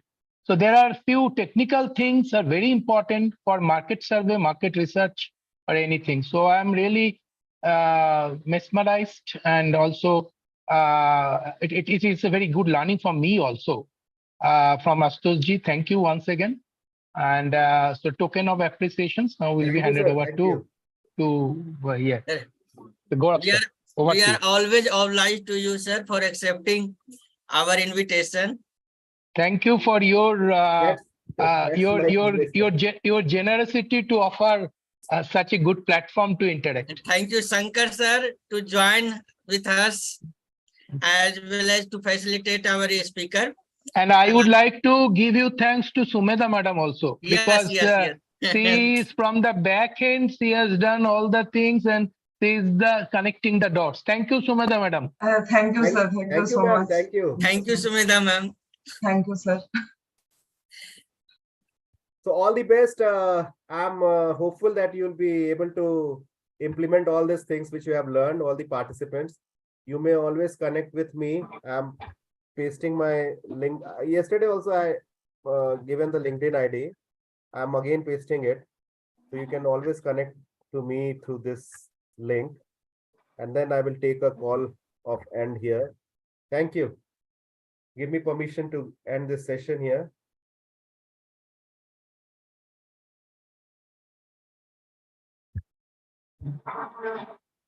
Okay. So we are moving ahead. Today is the great day. We have Dr. Ashutosh Pandey as a keynote speaker, and we have a little champion also as young innovator. So there are several young innovators have joined, like Mr. Prabudh Awasthi, Naitik Shrivastav, Navasri Thakur, Anushka Kamble, and Danish have also joined the meeting. They will share their innovation. They have selected and awarded with the MANAK Inspire Award. Prabudh has received E-YUVA fellowship from DBT BIRAC. So they will share and they will motivate how the age is not limited for the innovation, for the designing of any prototype. So they are very in young stage. They have designed a very innovative project and received the grant from the DST, Department of Science and Technology, as well as from the DBT, Department of Biotechnology. So now I am calling our first speaker, Prabudh Awasthi. Let me introduce the Prabudh first. So Prabudh is the remarkable individual who has carved his own path, blending his diverse skill and entrepreneurial spirit to achieve the success in various domains. With a bachelor degree in biotechnology from Bansal Institute of Engineering and Technology, Prabudh laid a strong foundation in the scientific field. However, his passion for creativity and innovation led him to explore additional avenues. As a graphic designer, Prabudh possesses a natural talent for visual communication. Driven by the entrepreneurial spirit, Prabudh established his own enterprises, Vinin Clothing. Under this brand, he channeled his passion for the design and technology to create unique and fashionable clothing line. Through Vinin Clothing, Prabudh showcased their artistic vision and attention to detail, offering customer innovative and stylish apparel that stand out in the market.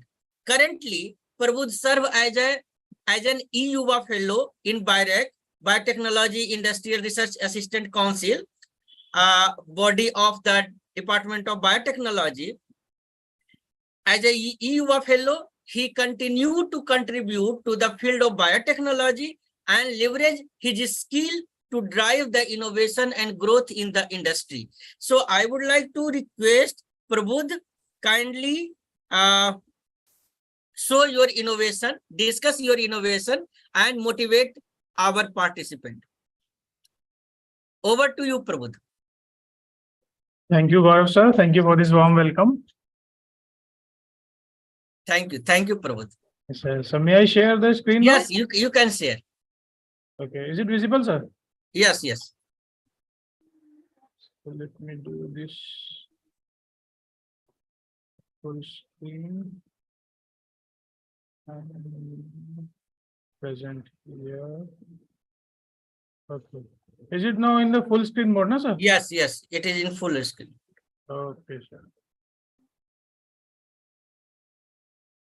So I have chosen the topic for today's presentation is the entrepreneur's compass, because as many of us have seen the Pirates of the Caribbean, though pirates don't have any direction or anything, they just move through their compass, like in the north or in the south, and they just found anything, just like treasures of ships, and they enjoy themselves.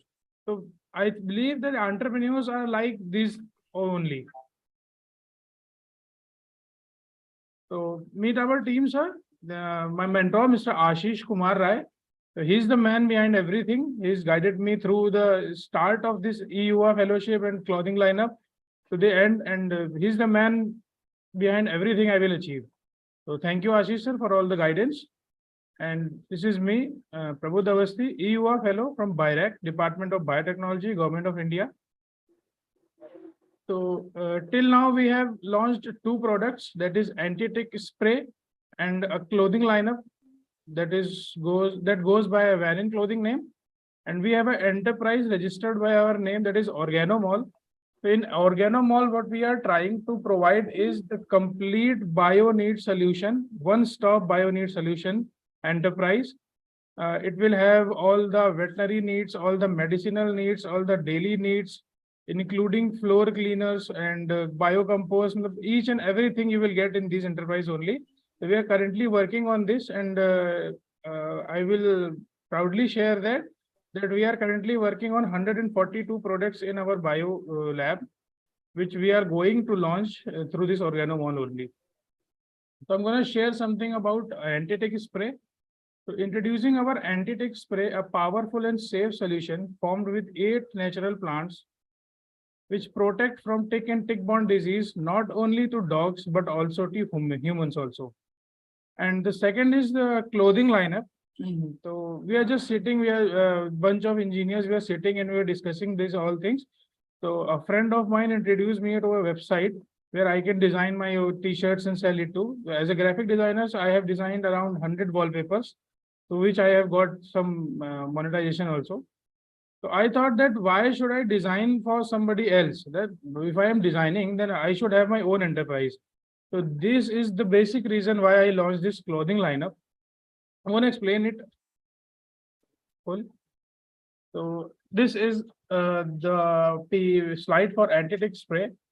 My mentor introduced me to the E-YUVA fellowship program, so where I have to present my idea. So as a dog lover, I have a pet in my house, and I was suffering from tick infestation to my dog. He was having a multiple of ticks in his bodies, and they are always biting and carving him. I use everything, the chemical solutions, the herbal solution, and each everything like that. Then I used YouTube basically for then I used YouTube for the solutions. So there I saw that there are some plants, there are some coconut oil that can be effective for the ticks. So I've used it. Then I thought that if I am using this solution and market is going for 500 to 600 rupees for 100 ml solution, and I'm making it in 60 rupees or 70 rupees, then why should I launch this as a product in the market? So when sir introduced me to the E-YUVA fellowship, so I तुरंत मैंने sir से बोला that I am going to launch a product that will be go by anti-tick spray, and we will use 8 plants that act as acaricides. Acaricides are those which act against ticks only, ticks and fleas. So this is I'm gonna explain something about E-YUVA fellowship. those who want to apply in the future, they can. It's going to be under any date only. So it was the first call for E-YUVA fellowship, and we were the first national finalist under E-YUVA fellowship. The fellowship aims to nurture and support young entrepreneurs and innovators in the biotechnology sector by providing them with finance assistance, mentorship, and training programs. In this E-YUVA fellowship, you get a total stipend of 3,50,000 for your project, and you get around 7,500 as a stipend per student. मतलब जितना भी group का member होगा, they will receive 7,500 per student.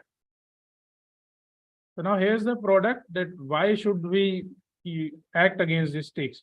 So these ticks can infestate your home through a rat also, but you won't be able to see them because the average size of a tick is 0.5 to 1 mm.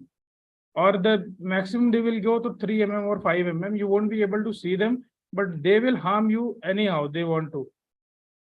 So this is the most common problems. Ticks are reported second to mosquitoes in providing all these diseases to humans and animals also.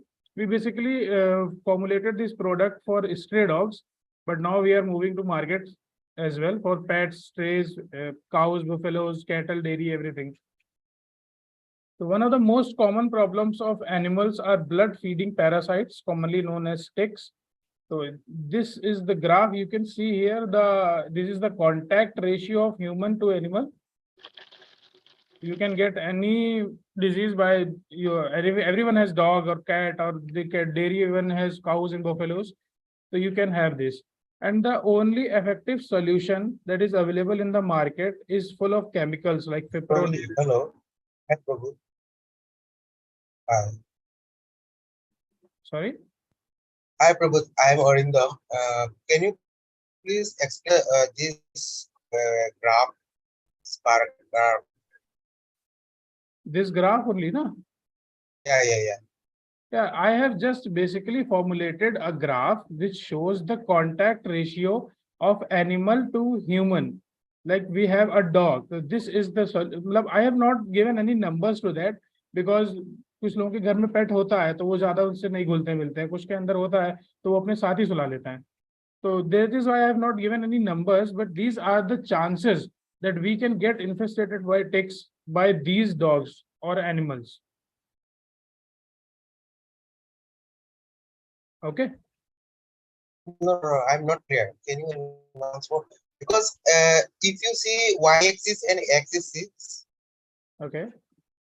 X-axis is written like dog, cat, cow, buffalo, but there is no input is there on y-axis. Yeah. That is what I'm saying. I have not given any numbers to the percent of chances that they will have this much of effect or they will have, because just like I have a dog, my dog sleeps in my room only. Like Gaurav sir has a dog and he never lets his dog enter his room. So there will be we can say that these are the approx chance of this infestation. That is why I have not given any numbers. It's just a approx.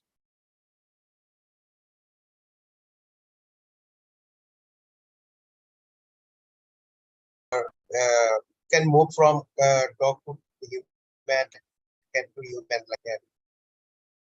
Sorry, you're not audible. Sorry. I'm saying that this kind of insects. Yeah. So this kind of insects can transfer from dog to human, then cat to human, like yeah. Yes. Okay. So how what is the main SOP of your product? Like it barrier to insects or just they destroy the insects when you split the spray off? I was coming to that point only. Okay. I've just started the explanation. So yeah, these ticks or these animals can easily harm humans through these animals. You can see this image here.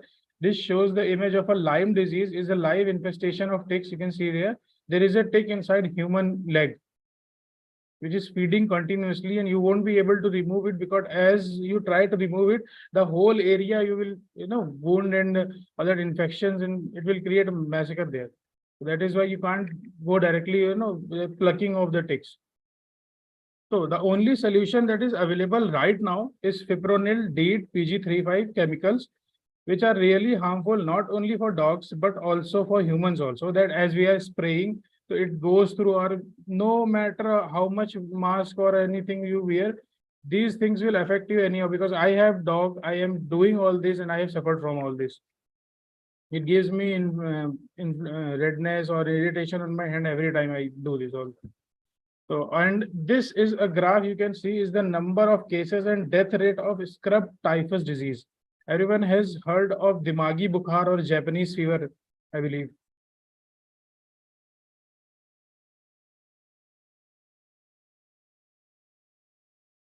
Okay, Dimagi Bukhar is something caused by these ticks only. Gorakhpur in Bihar side में ये बहुत ज़्यादा होता है. Around 35 to 40% death cases देखे गए हैं इसके. And this is caused only by these ticks only. एक डॉक्टर शांतनु सर हैं, is working currently on virology in KGMU. तो उन्होंने हमारे साथ इस प्रोडक्ट में अप्रोच भी किया है कि इफ ये प्रोडक्ट सक्सेसफुल होता है तो he will be providing us the government of India platform to fight against this scrub typhus disease. So we are the only one fighting against this scrub typhus. Now the USP and the why our product is, so I'm only gonna explain something because I have signed an NDA with the BIRAC through this project. So chemical product जितना भी available है अभी market में, वो सब कुछ ना कुछ skin irritation या फिर कुछ ना कुछ harm क्रिएट कर रहा है डॉग्स को या फिर ह्यूमंस को. और जो हर्बल प्रोडक्ट अवेलेबल है, जैसे कि नीम एक्सट्रैक्ट अवेलेबल है या फिर तुलसी का एक्सट्रैक्ट अवेलेबल है, तो वो सिंगल प्रोडक्ट अवेलेबल है. प्लस 100 ml सोल्यूशन और 150 ml solution is of around 500 rupees और 600 रुपीज. तो जो अच्छा फैमिली से बिलोंग कर रहा है वो तो बाय अपने पेट्स में यूज भी कर सकता है. But what about the basic और मिडिल क्लास फैमिलीज नहीं. और स्ट्रे डॉग्स में तो इतना इन्फेक्शन है कि वही मेजर सोर्स होता है ये टिक्स के लिए.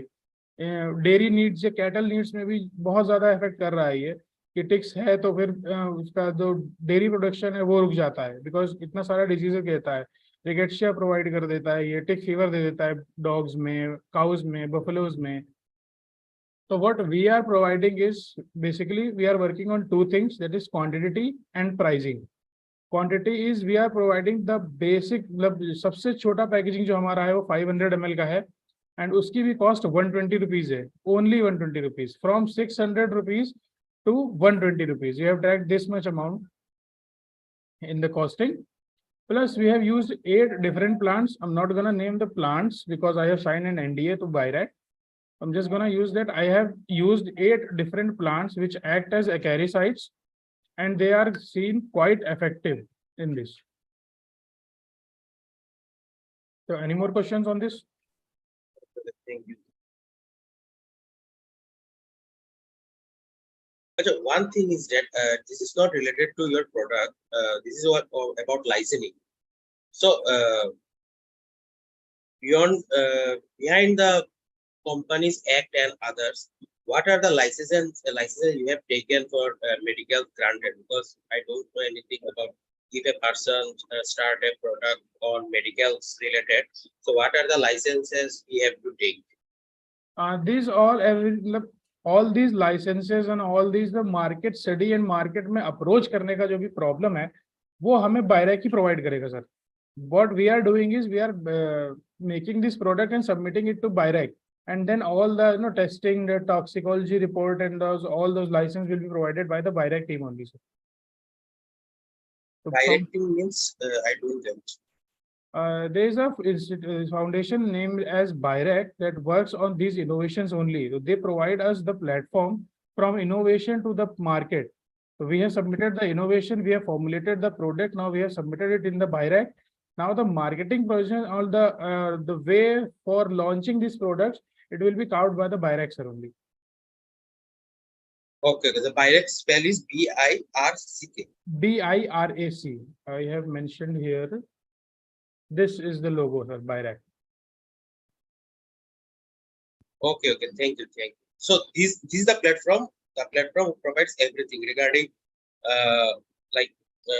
instrument and nurturing of the how a person gets the permission or what are the No, we just certifications required to start a business. yes, sir. Yes, sir. Basically, businesses or innovations related to biotechnology field that will be, effective in human. अच्छा human के लिए beneficial जो रहेगा उसके लिए ये रहता है.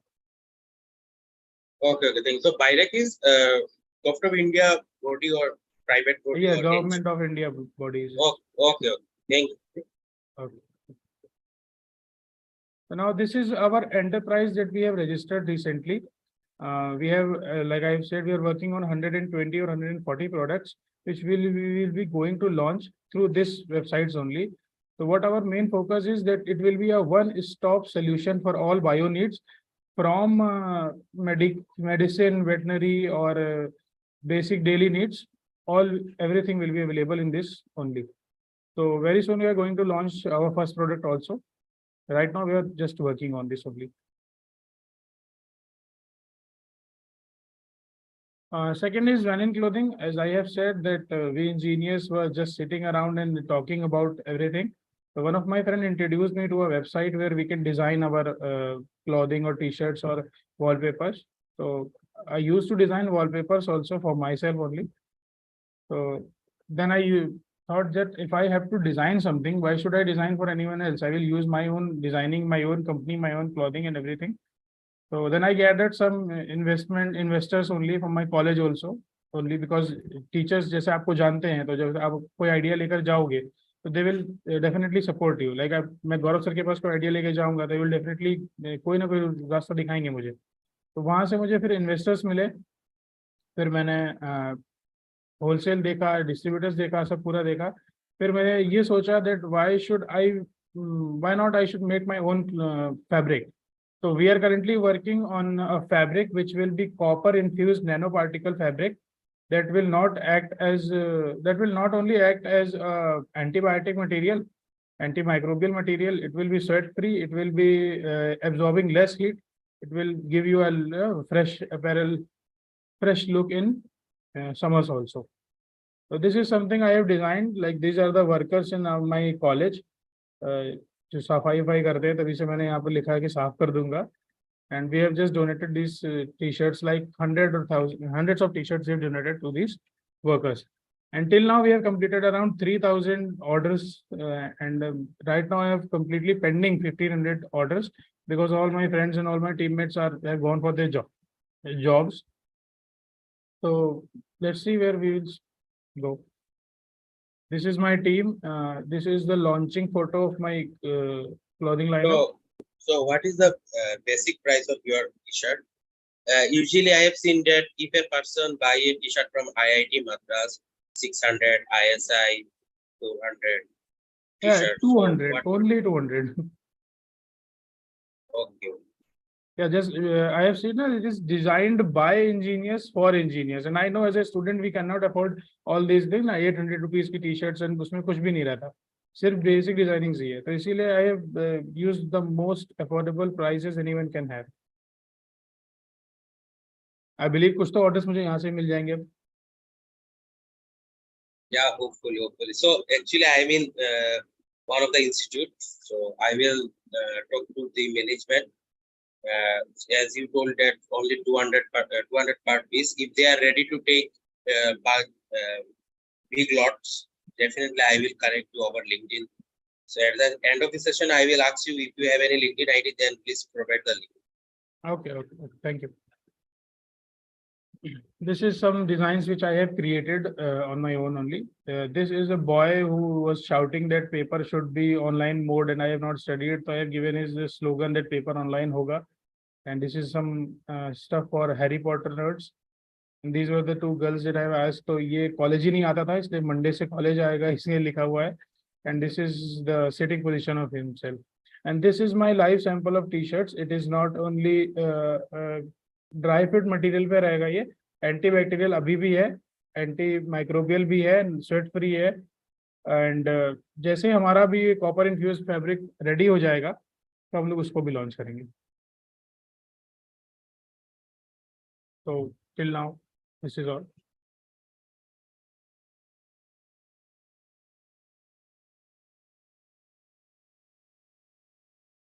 Okay, Prabudh, I Thank you. got your LinkedIn ID. Yes, So sir. I will send connection over. Yes, sir. Gaurav, sir, over to you. Yes, yes. Thank you so much, Prabudh, for showcasing your innovation as well as your achievement with us. Thank you, sir. We are very grateful to have you as a young innovator Thank you, session. So thank you for accepting our invitation also. Any other question? I have some few questions. With the Okay. permission of organizer, can I ask? Yes, sir. Prabudh, it was nice that your products looks good and it's appreciative for your Thank you, sir. innovation. Thank you, sir. Yeah, I have some few things which I just wanted to ask you. That while you are using the spray in the tick, this tick is going to be kill, or they are just going to as like a repellent? No, sir, they are effectively killing these ticks, not only the mature form, but from larva to mature form. Because in every stage of ticks, they need a blood feeding to move on to their next phase. So if you are जैसे किसी की body पर थोड़ा सा larva भी present होगा, किसी dogs पे, किसी पे mature form में रहेगा, किसी में थोड़ा सा nymph mode में रहेगा, तो अगर आप spray कर रहे हो, तो वो वहां से पूरा ही eradicate कर देगा. It will just kill all these things. Is it any harmful effect with this spray to the animals or No, human? Till now, we have not seen any sort harmful effects because, as I said, I have used only daily use plants and they act as acaricides, effective acaricides. I'm going to name two plants only. Like mint, we use mint in our daily lives. So it is used in 0.8% concentration in this formulation. And the second plant is neem. We already know neem, effectiveness of neem. It acts as antimicrobial. तो जब जिस place पे टिक लगा रहता है वहां पर थोड़ा सा माइक्रोब एक्टिविटी भी देखा गया है. तो जैसे केमिकल स्प्रे जब हम लोग करते थे तो वो वहां से टिक हट जाता था, बट वो वुंड पे इफेक्ट तब भी रहता था ना, बैड स्मेलिंग, ओडर और बहुत कुछ. तो जब इसको हम लोग स्प्रे कर रहे हैं तो वहां से एंटी माइक्रोबियल एक्टिविटी भी देख रहे हैं, प्लस वो टिक्स भी तुरंत किल हो रहा है. Okay, so how much quantity we are using for the as like killing? Maybe. Sir, till we receive any further notice for marketing from BIRAC, so I cannot share all these details. No, I am not asking that thing. I am asking that 1 ml or 2 ml, how much we are applying, that would be honest.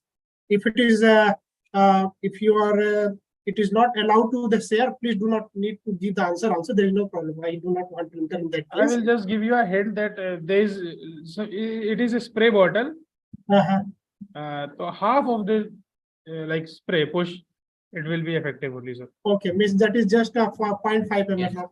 Yes, Sir, sir. actually, we have contacted these all innovator, young innovator, to motivate the participant, because most of the participant thinks that the innovation can be done at a certain stage, has a age limit like that. But they have proved that the age is not a limit for the innovation. They have received the grant from the Ministry of Education, Ministry of Education body of Government of India, like DBT and DST.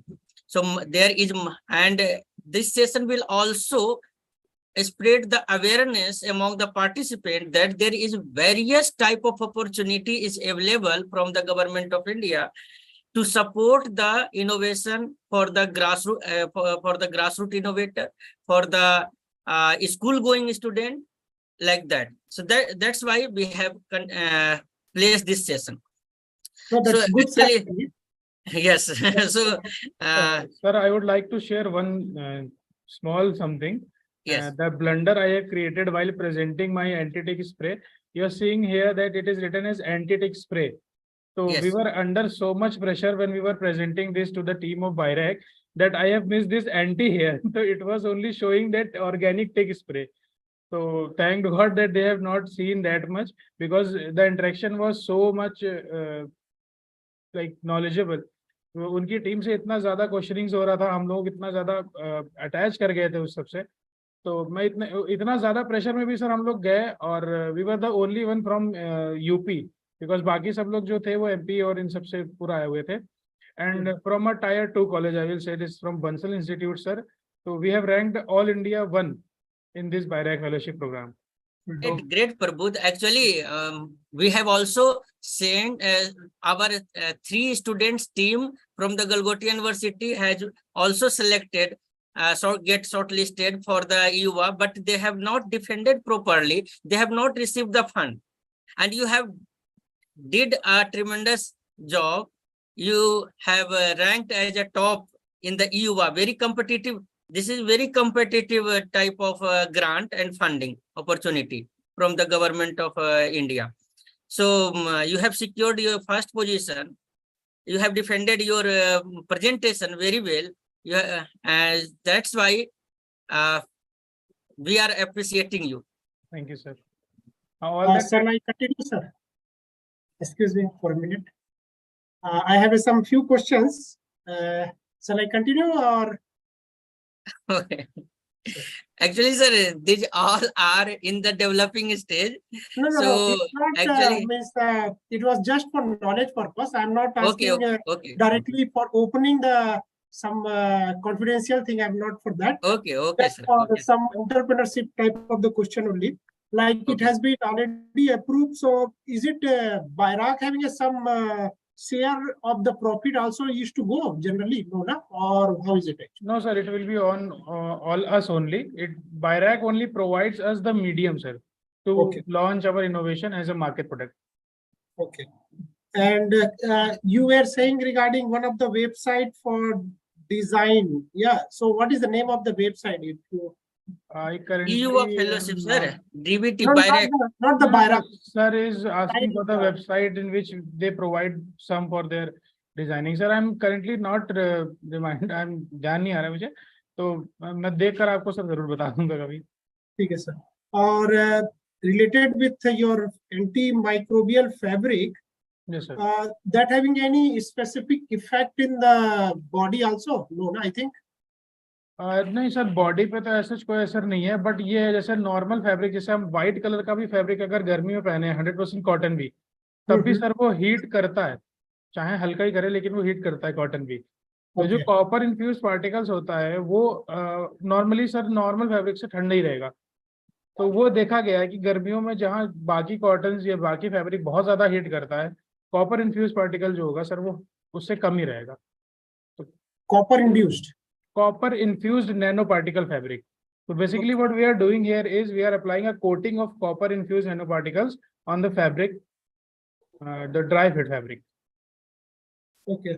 So the cost is not affecting much, I think, if you are using the copper nanoparticle? No, no? Around 30%, sir. Because production of copper nanoparticles is somewhat costly, sir. Okay. And last question that was just for in case of curiosity, the brand name you have given, the vanillin, it having some specific meaning or you just? Yes, sir, it is having a specific meaning. My sister's name is Vani, so I've used her name only, that is vanillin. Okay. Okay, fine. Thank you very much for your answer. It is appreciated and it was quite good. And I have one suggestion for you regarding this anti-tick spray. Don't stop to use only the animals. You can plan for in the future to use this anti-tick spray in the plants and other. So it will be give you selling will be high in environmental factor because this tick will having a impact in the plants and others also. Yes, sir. Okay. And thank you for the beer with me, other participants, because I have taken much time on this regard. Thank you. Thank you very much. All the best, Prabudh. Thank you, sir. Thank you, sir. Okay. Thank you.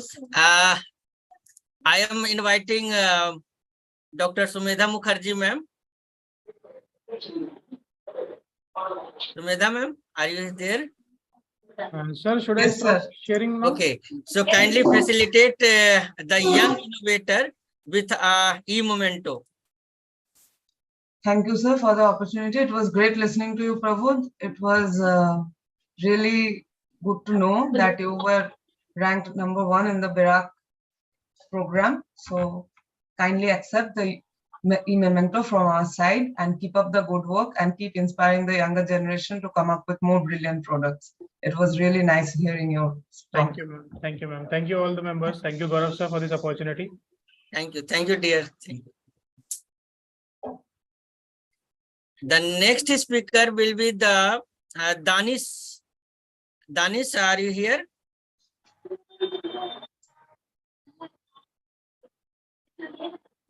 Danish Javid? Yes, sir. Yeah. Yeah, okay. So now the Danish Javid is a MANAK DST Inspire Awardee. Now he will interact, he will show, he will motivate the participant to show their prototype as well as will share their achievement also. So now you can show your prototype, Danish, also, and you can also present the PPT if you want.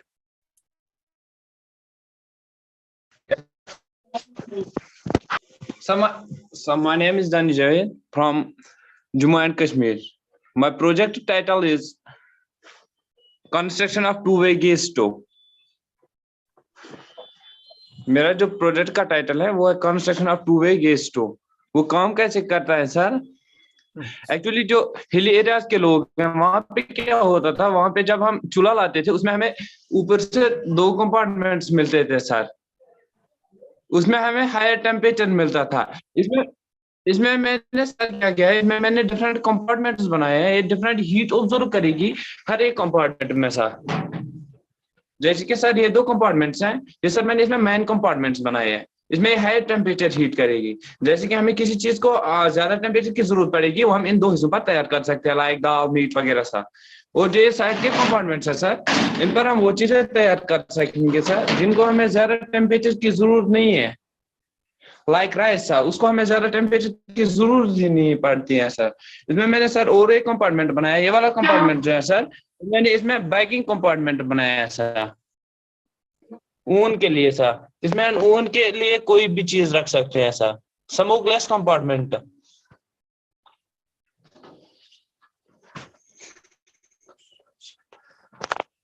इसमें मैंने sir और एक compartment बनाया है। ये वाला compartment जो है सर, ये मैंने इसमें वाटर बॉइलिंग के लिए बनाया है। इसमें हम वाटर बॉयल कर सकते हैं। ये वाला सर, ये वाला।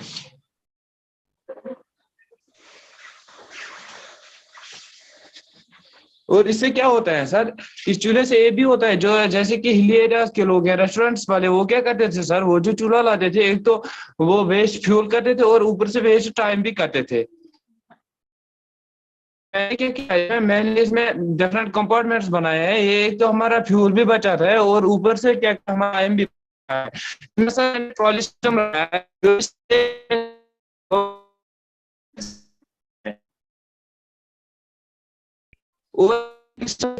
सर, क्या होता है, जैसे एरियाज के लोग हैं वहां पर सर्दी भी रहती है, वहाँ के लोगों के लिए भी ये कारण साबित हो सकता है सर।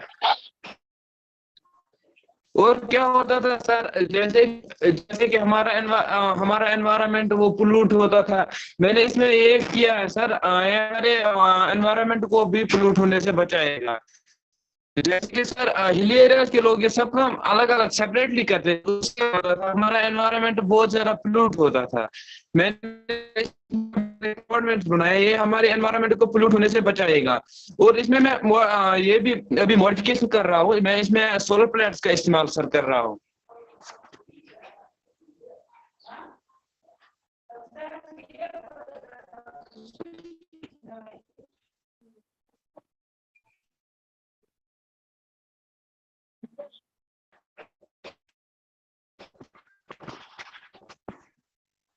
दानिश, लगता है बैंडविड्थ थोड़ा लो है, उनकी आवाज नहीं आ। हाँ। सो दानिश ने एक ऐसा चूल्हा बनाया है जो 100% सस्टेनेबल है और 100% यूटिलाइज करता है हीट जनरेट करने के लिए। तो उसमें आप पानी भी गर्म कर सकते हैं, खाना भी बना सकते हैं। एक बहुत बढ़िया बेस्ट मॉडल है इस हिली एरिया के लिए। रेस्टोरेंट्स रेस्टोरेंट्स वाले ये सब काम सेपरेट करते थे, उससे हमारा एनवायरनमेंट ज्यादा फंसता है।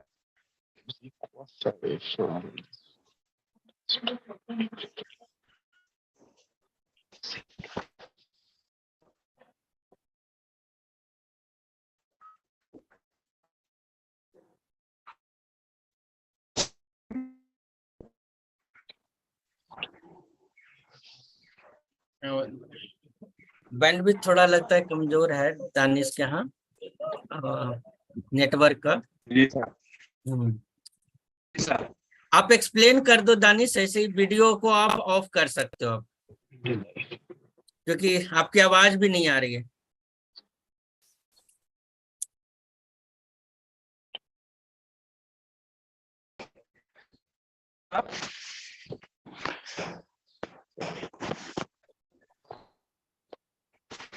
Hello sir.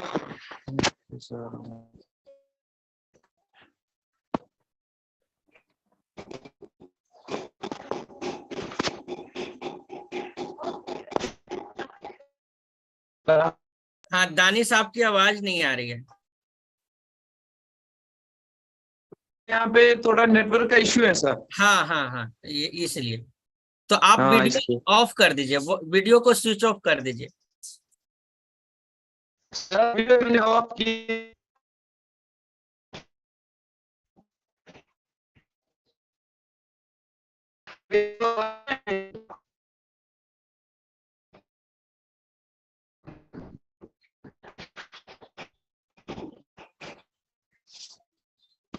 हाँ तो दानिश, अभी और मेरी आवाज आ रही है आपको? सर मेरी आवाज आप तक आ रही है? यस सर, आ रहा है, आपकी आवाज तो आ रहा है गौरव। सर मेरी आवाज आ रही है? गौरव आपकी आवाज तो आ रहा है लेकिन सर का वॉइस नहीं आ रहा है। Okay, so Danish please accept the memento.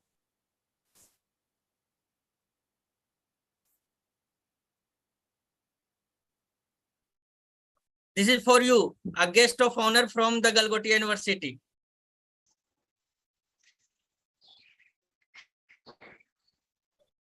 Danish.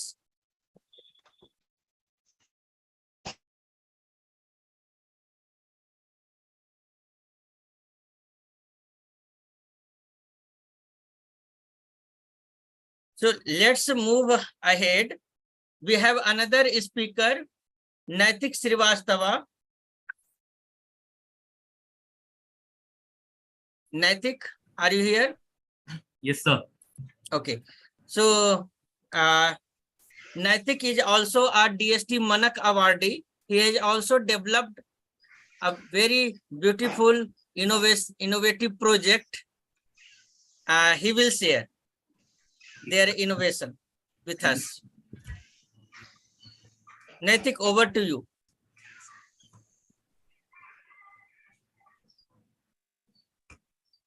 Hello. Yes, Naitik, over to you.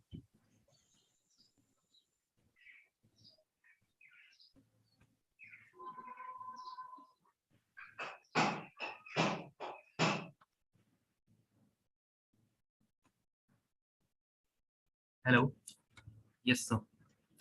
So basically, what my project name is Smart Glasses for Blind People. So as by its name, it's very clear that these are the glasses for blind people, which will help them in their daily life, right? So let us move to a statistics like this. There are total 285 million people across the globe which are visually impaired, and 40 million of them are totally blind. It's a data of WHO. So in 285 million people, approx 40 million people are totally blind, and rest have some type of visual impairment. So basically, by seeing this, that's a huge need of this is the like it's the need of project in the whole world, across the globe, not in India only, but across the globe. So moving to my project. So what are the major problems which are faced by visually impaired people? So as we all observe, they have difficulty in reading text. They can't read anything. They can't recognize any faces. They can't move easily from here and there. Like they can't walk easily. They don't know where the obstacle is and all. Then sometimes they are in any danger situation. At that point, they cannot contact to their family members to ask them about to help them, right? They can't ask the family members and friends to help them. So basically, that's why I made this project, to solve these problems. So moving to the functions of the project, how I'm gonna help people with my project, right? So we are coming to the functions of the device. The functions are face recognition, text recognition, obstacle detection, panic button, and the virtual assistant. So as by its name, it's very clear that what face recognition is. Like what we all do, we save some faces with their identity in the device, so that it can identify the person. Like what we do in our mobile phones, just like we save a contact number of a person, and when the phone rings, it shows the name of the person, and when the name of the person is not saved, it actually shows the unknown number. The same concept is used here. Like what face recognition does, there's a person who is blind and wearing these glasses, and when the person whose identity is saved in the device's database. Hello. Yeah. Hello, Naitik. How can you build a face recognition? How can I build the face recognition, right? Yeah. So basically, it's you can get it like at many places. It's an open source thing. Like I think most of the people have which are working in this area have listened about OpenCV, right? So OpenCV is a open source software which is used for the projects like in which these modules are used, like face recognition, text recognition, any type of visual things like these. So for face recognition, we can use Python language, as I used. What I'm telling what I used in this project. So I have used Python language and OpenCV library and the face recognition module. So these all are very easily available on the internet. You can search from. These are all the things are open source. So you can use you can get it from internet, and you can use them in your project. That's why I think. And honestly speaking, a lot of things, like most of the things I've learned, like there's no I didn't learn anything from going any coaching or any school or something. I learned a lot of things only and only by internet. No, I appreciate your thing, but I want to know, there is Python. Python is for like data analysis and all. Yeah. So what are the libraries you have used for face recognition, like pandas, for NumPy for numerical analysis? Yeah. For face recognition, I have used like I have said there's an OpenCV library. The first of it, it's a library. So keep it aside. Okay. So yeah. So inbuilt, if you get an inbuilt model. Yeah. For inbuilt model, I have used in Python. There's a library. There's a module. There's a module named face recognition module, right? So I have used that module for the face recognition, right? So I hope. So how can you train or test the model, and what are the validate percentage of the data? So like, can you ask again? I am telling that if a model is built for fake recognition by using inbuilt libraries of Pythons, so what are the percentage of test, train, and validate set of data? like you're asking for how I'm saving the person's identity in the database, right? No. I'm just asking that suppose a device Yeah. a device has functions, face recognition.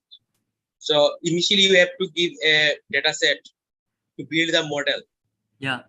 So model have to recognize like Yeah. 75% of test data set, 15% for 75% of train, then remaining is test, and after that all the remaining is for validate. So what are the percentage of data set you have distributed? Okay, I guess you're asking for the accuracy of the model. No, not accuracy. I'm just asking what are the percentage you have given the model of face recognition, so that face recognition has recognized the actual faces or identify the image detections. Yeah, basically face recognition is a kind of image detection, right? Yeah, right. Yeah. So I want to know that what are the percentage you have given the train the model, test the model, or validate the model. Okay, so how much data I have stored in its database to done this process, right? Yeah, right. And second thing is how you can how you collect the data and what are the sources. Okay, so like sources are like you have to we don't I'm not actually doing collecting all the data of the whole like of all the pupils. No, it's not like that. I'm just saving the data of the family members, their friends, and some of the other persons like doctors and some other caretakers and all. So basically for saving their picture in its database, what I'm doing is just it's right now it's manual. I'm doing it manually, saving the data. Manually means in the sense you just ask the questions to a patient or relatives of patient and they put the insight, right? Yeah, then insert the pics like the person's identification and this like you are doing it manually right now. No, okay, fine. Okay, I'm appreciate the sampling. You have just taking a sampling of the patient. So how can you train the function? How can you train the device? Because in which format you have done, CSV or Excel dataset? Actually, there's just a data set. Like I have made a folder for different persons. Like my name is Naitik. I have made a folder of Naitik Shrivastav named as Naitik Shrivastav. Right. So I have saved my face and that my pic and that data in that database, like in that folder. Then we have a code, right? In that code, it's actually the whole thing. No. I'm not asking that. I'm asking that you have collected the data in a manual form, right? Yeah. How can you transfer those manual into a CSV or Excel file? How can I transfer that in an Excel file? Yeah. There's no need of that. I think there's nothing needed in that. You told now you have done all the data analysis on Python. Yeah. So how can you those data transfer into CSV? I'm just like we are accessing the folders and files just from the code directly. Like we have Okay, to. can I see after your presentation is over? Can I see your script of Python? The script of Python. Yeah.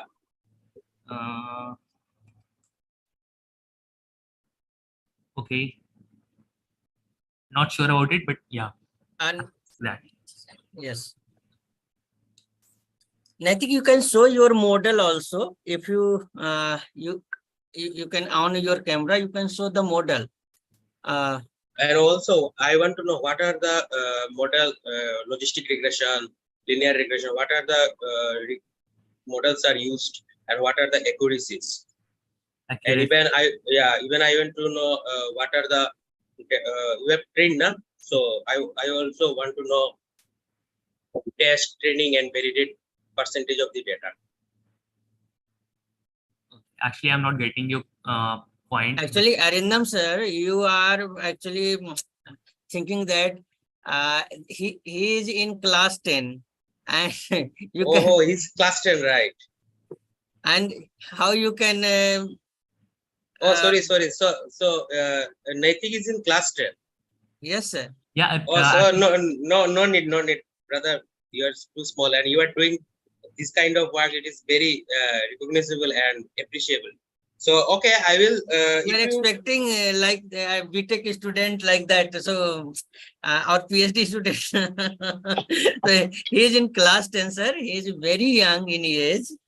oh no, it's fine. If he has this kind of thought in his mind, it is very big thing. Or no need to share all this script and all. You just go. But You he just has go. a working model. Okay, so we'll discuss it later. I will contact him any In technology week that is organized by the DST, ICT and Ministry of Education. The ministry has given a full-fledged stall to Naitik, to Nawasri, to Anushka. There are several young innovators there who has received the funding from the DST, and they have the DST people has given him a place to showcase their innovation. No, We it's okay, cannot sir. expect No, it's okay. So Naitik, too much. are Yes. you there? Naitik, Yes. are you there? Yes, I'm there. Okay, just go. Just I just present your presentation. yeah. We'll talk to you later. Yeah. Okay. I just forget that I'm sharing the screen. And I Yeah. opened You it up. just put Sorry for the that. whatever the presentation you have done. Just Yeah. go, and I will understand. If I have any doubt, I will. Okay. So I think face recognition is clear with some doubts, but moving to the next thing, that's text recognition. So basically, what we are doing in text recognition, we are using the Tesseract for in the where if we'll talk in coding sense, so we are using Tesseract model for that text recognition. So what text recognition does, it seems like what we do to Google text to speech and like Amazon Kindle book and some other books like where we can show the text and it will read out the document, right? It's basically like that. So when we are placing the document in front of the camera, it will recognize the whole document, whatever is written on the document, and then it will read out the document, the text, so that it's like helpful for the people, like blind people. Obviously, they can't read, but it's also useful for those persons who has visual impairment, like they have big they have pain in their eyes when they read things like for too long, so they can just use this function of the project so that they can read their favorite books and all, like they can get the information from any text and all. So basically this was the text recognition. So then moving ahead to obstacle detection. So what obstacle detection is, as by its name, it's clearly showing that it's actually it's actually shows the sees the if any obstacle in the path of the person. It actually warns the blind person that there is something in front of you at this distance. What the distance is, it also tells the distance between the obstacle and the person, right? So that's how the person can know that what is in the path of that person, and he can move easily from one place to another without colliding with the obstacle, right? So that was what obstacle detection is. So for obstacle detection, we are using ultrasonic sensor, and there's a talking about the alternative, we can use IR sensors, and some like if you will go some higher coding and like that. So you can use camera also for this thing. But right now I'm using ultrasonic. Will work to do it on camera only. Then we have panic button, right? So as I told earlier, that the person can be in danger. When he is in danger, he can't help. He can't ask for help from their family members and friends, right? So there's a button in the device that's named panic button. When he will press that button, what will happen? A message will be sent to their family members and friends. We have to save the contact list and the obviously in the script so that it can be sent to the specific number of people only.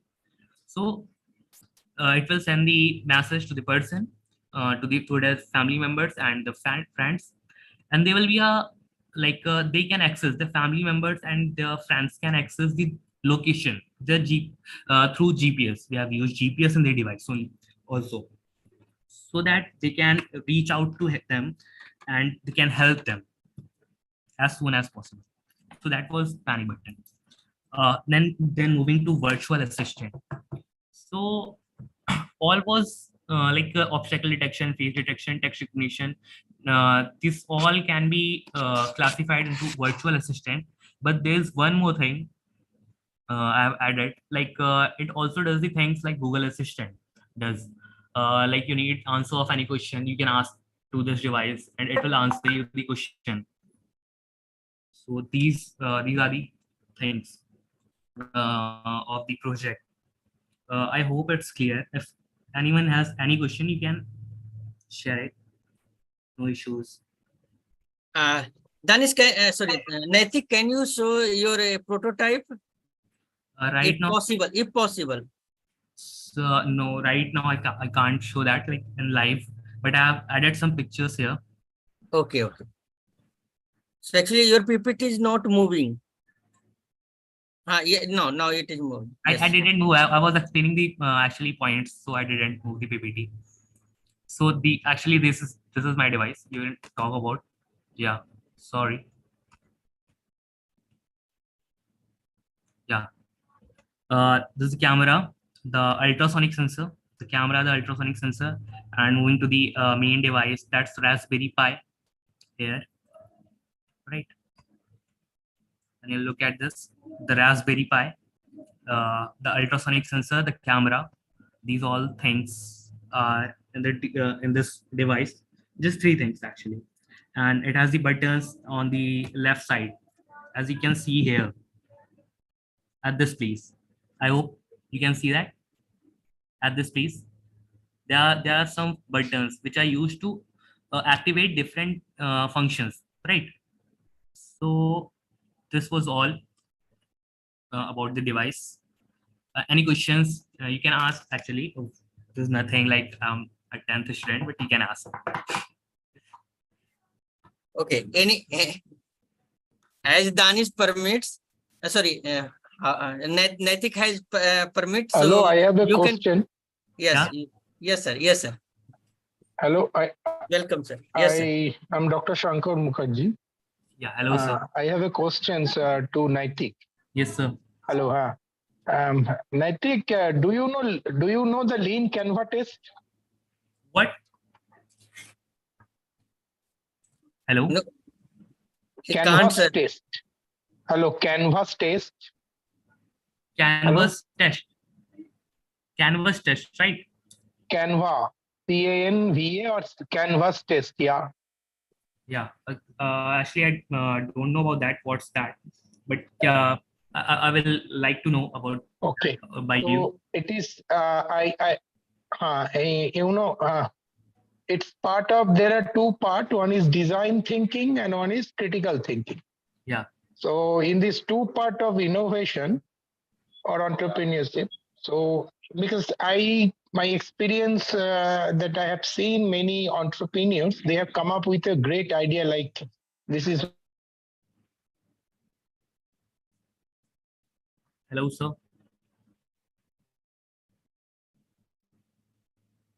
You're not clearly audible, sir. Hello. Hello, Yeah, am I audible? yeah, you are audible right now. So in that case, your idea that you have taken, it has to be tested for the commercial viability. That's called canvas test. So the idea will be accepted, and it will, once you do commercializations, what are the viability of return you will get from that idea? That is called canvas test. So I have seen many good ideas in the elevator speech. Okay. But just say, cite an example, when I was attending a session in IIM Bangalore, there Raghavan sales, they are beautiful ideas, mind-boggling ideas, thought-provoking, scintillating ideas. But the lean canvas test found it's may not feasible at that point of time. What is the time deadline they have given? And that's why many investor has not shown interest on that. So I will suggest you to go for the canvas test of these things so that you can get your right investor. That's all. Good up, sir. Yes, sir. Yes, sir. Thanks for the suggestion, sir. Yes. So actually, sir, he is in a very young stage, and he has developed this prototype that also attract the attention of government. Now he will build this model in a very compact manner. He is working on that. He will Actually, also, sir, can I? he will also take some 3D printing, some material from the 3D printing. So now the portability and their design, he is working on their design also. Yeah. So Can I actually? Naitik, Yeah. Shankar Mukherjee sir has a very vast knowledge in the design thinking and critical thinking. So if you want any support in future to for the lean canvas model, for the BMC, you can contact me also, and you can contact the Shankar Mukherjee sir also. We will also always support you to develop your model to get your prototype from as a marketable product. So for the registration of your company, for the development of your idea, converting your idea into the startup, he will guide you. Okay. So again, we are very thankful to Shankar you. sir. Yes, yes. Shankar sir, if Yes. you have a LinkedIn ID, so Yes. can you share the LinkedIn link so I can? Gaurav sir will send you. Okay. So okay, I will post in the WhatsApp group. Yes. Sure, sir. Sure. Okay. Gaurav sir, So, I will share with you, and I think you have Gaurav sir is Okay. already with me in LinkedIn, so you can share. okay. So And now I'm sharing. Shall I share here? I'm saying. I am requesting to Shankar Mukherjee sir to kindly facilitate our young speaker with a e-memento. Okay. Thank you. What's the name? I just once again. Naitik. Gaurav sir name Naitik Shrivastav. No? Thank you, Naitik. Naitik Shrivastav. Yes, sir. Naitik, Naitik name itself connecting me very much. Naitik name is righteousness. Whatever he will do in life, it will be under the ethical format. So thank you, Naitik. You are synchronizing with your name. So it's a wonderful presentations and wonderful idea, I will say, from core of my heart and from the Galgotias universities and that Gaurav sir and Sumedha sir, madam, all things we like to congratulate you, and this is a token of appreciation to make your career more vibrant and successful. Thank you. Thank you, sir. Thank you. And Naitik, please switch on your camera to click one photograph, one screenshot for you. Okay. If possible. Yeah. I'm doing that.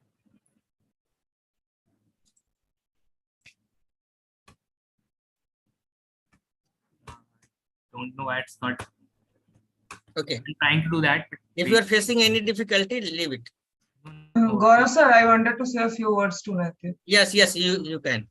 Yes, Please. Naitik, Yes, ma'am. so it was great listening to your talk, and I think it's a very wonderful idea that you actually came up with, and still a few yardsticks to go, but as a model, it is a wonderful model that you came up with, and it will be helping a lot of people. And if this goes the right way, I think you will be helping a lot of people in the future. So Thank you, thank you for bringing up such a great idea. Thanks a lot. Thank you, ma'am. Okay. Thank you, Naitik, for accepting our invitation. Hello, one more thing. Yes, sir. Yeah. Sir, Yes, sir. Yes, sir. can I share 1 minute to Naitik? One thing. Okay. Yes, sir. Yes, sir. Yes, sir. Of course, sir. Please. The Canvas test environment allowed admins. Actually, what is that? I'm telling you, then go Naitik, you search and get it done. Allow admins and instructor to test real data without affecting the production environment. Okay. And testing course content and troubleshooting issue. What are the troubleshooting issue you will going to face in future? That will be tested prior of that. And if you have a Canvas test report in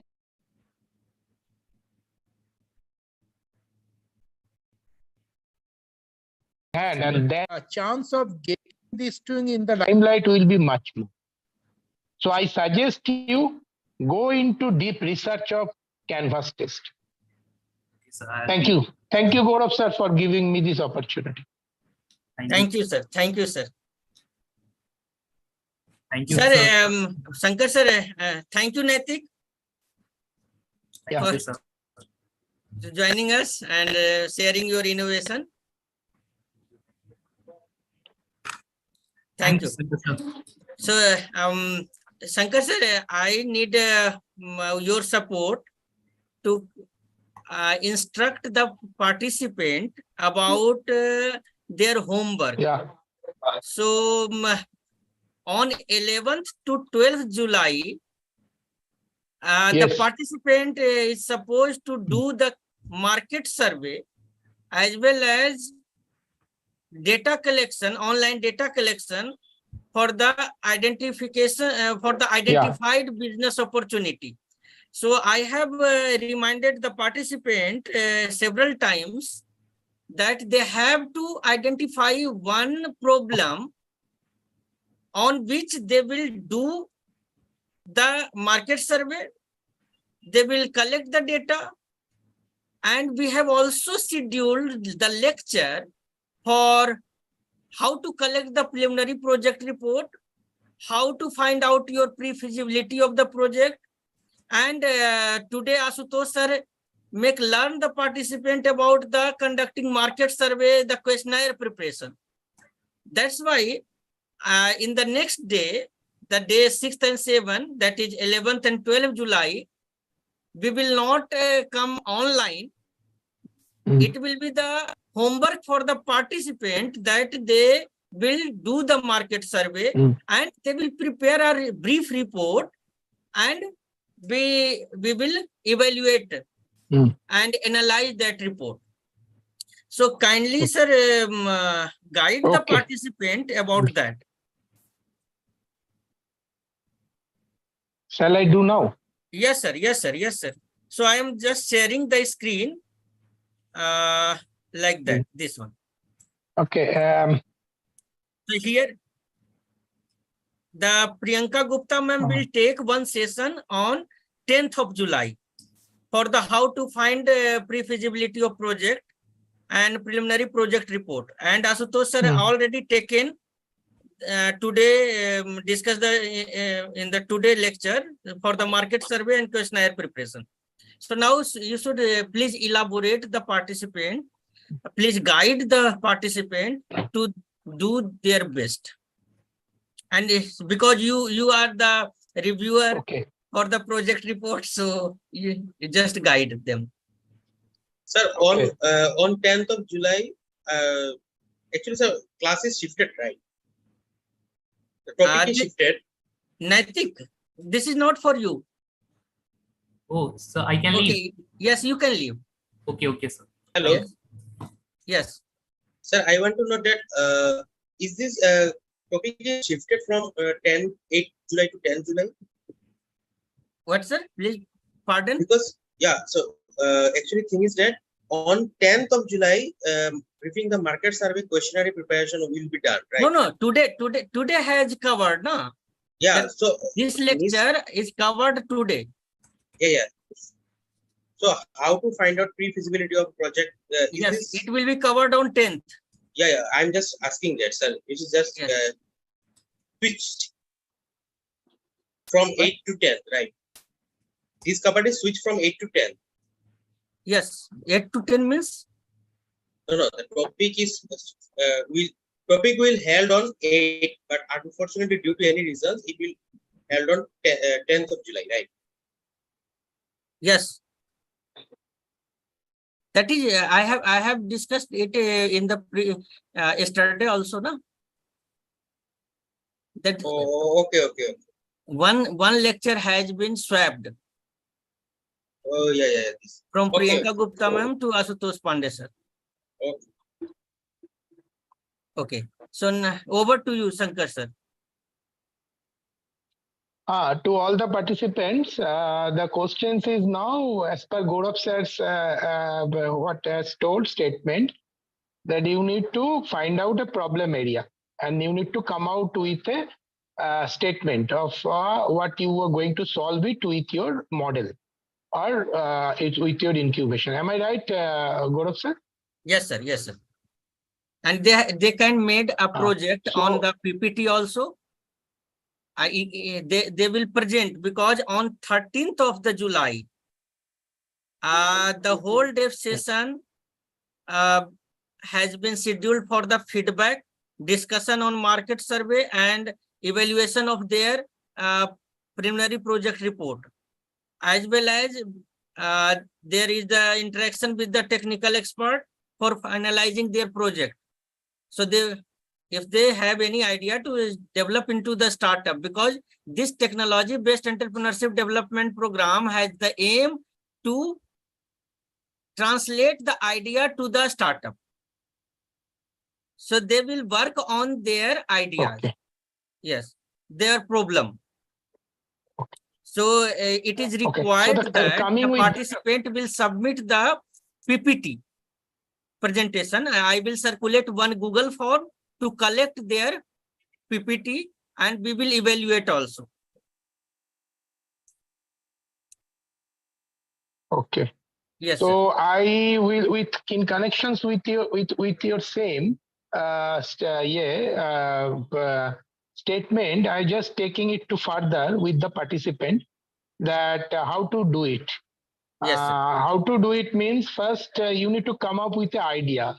The first question today, Ashutosh ji, if you listen properly with Ashutosh ji, he has made it two area. One area is when you are coming a problem, where from you are associating, where you are obtaining the problem. That is the major part. So there are two parts. One is scale development, where you have to develop your own questions as a part of questionnaire. Another is you have to hire the questions from previous research, any research journals or any articles or any newspaper. So these are two parts. When the idea comes, basically idea comes from a problem. So necessity is the mother of invention. That's we all know. So when you invent some idea, when you are developing, generating some idea, there are some background. So the first things you need to say and you need to prove where is the background. So that is the first point of developing your questions. So now there are two ways.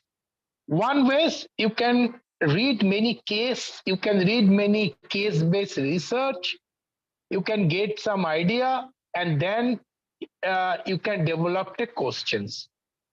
For that, and you send the questions, you just circulate the questions to the many audience, your targeted audience, you get the answer from as a response, and then you frame it up your model and then prototype and then place it. This is stage number 1. Stage number 2 is that there is a called focus group interview, which Ashutosh ji told last day, or expert opinion that we call Delphi methods.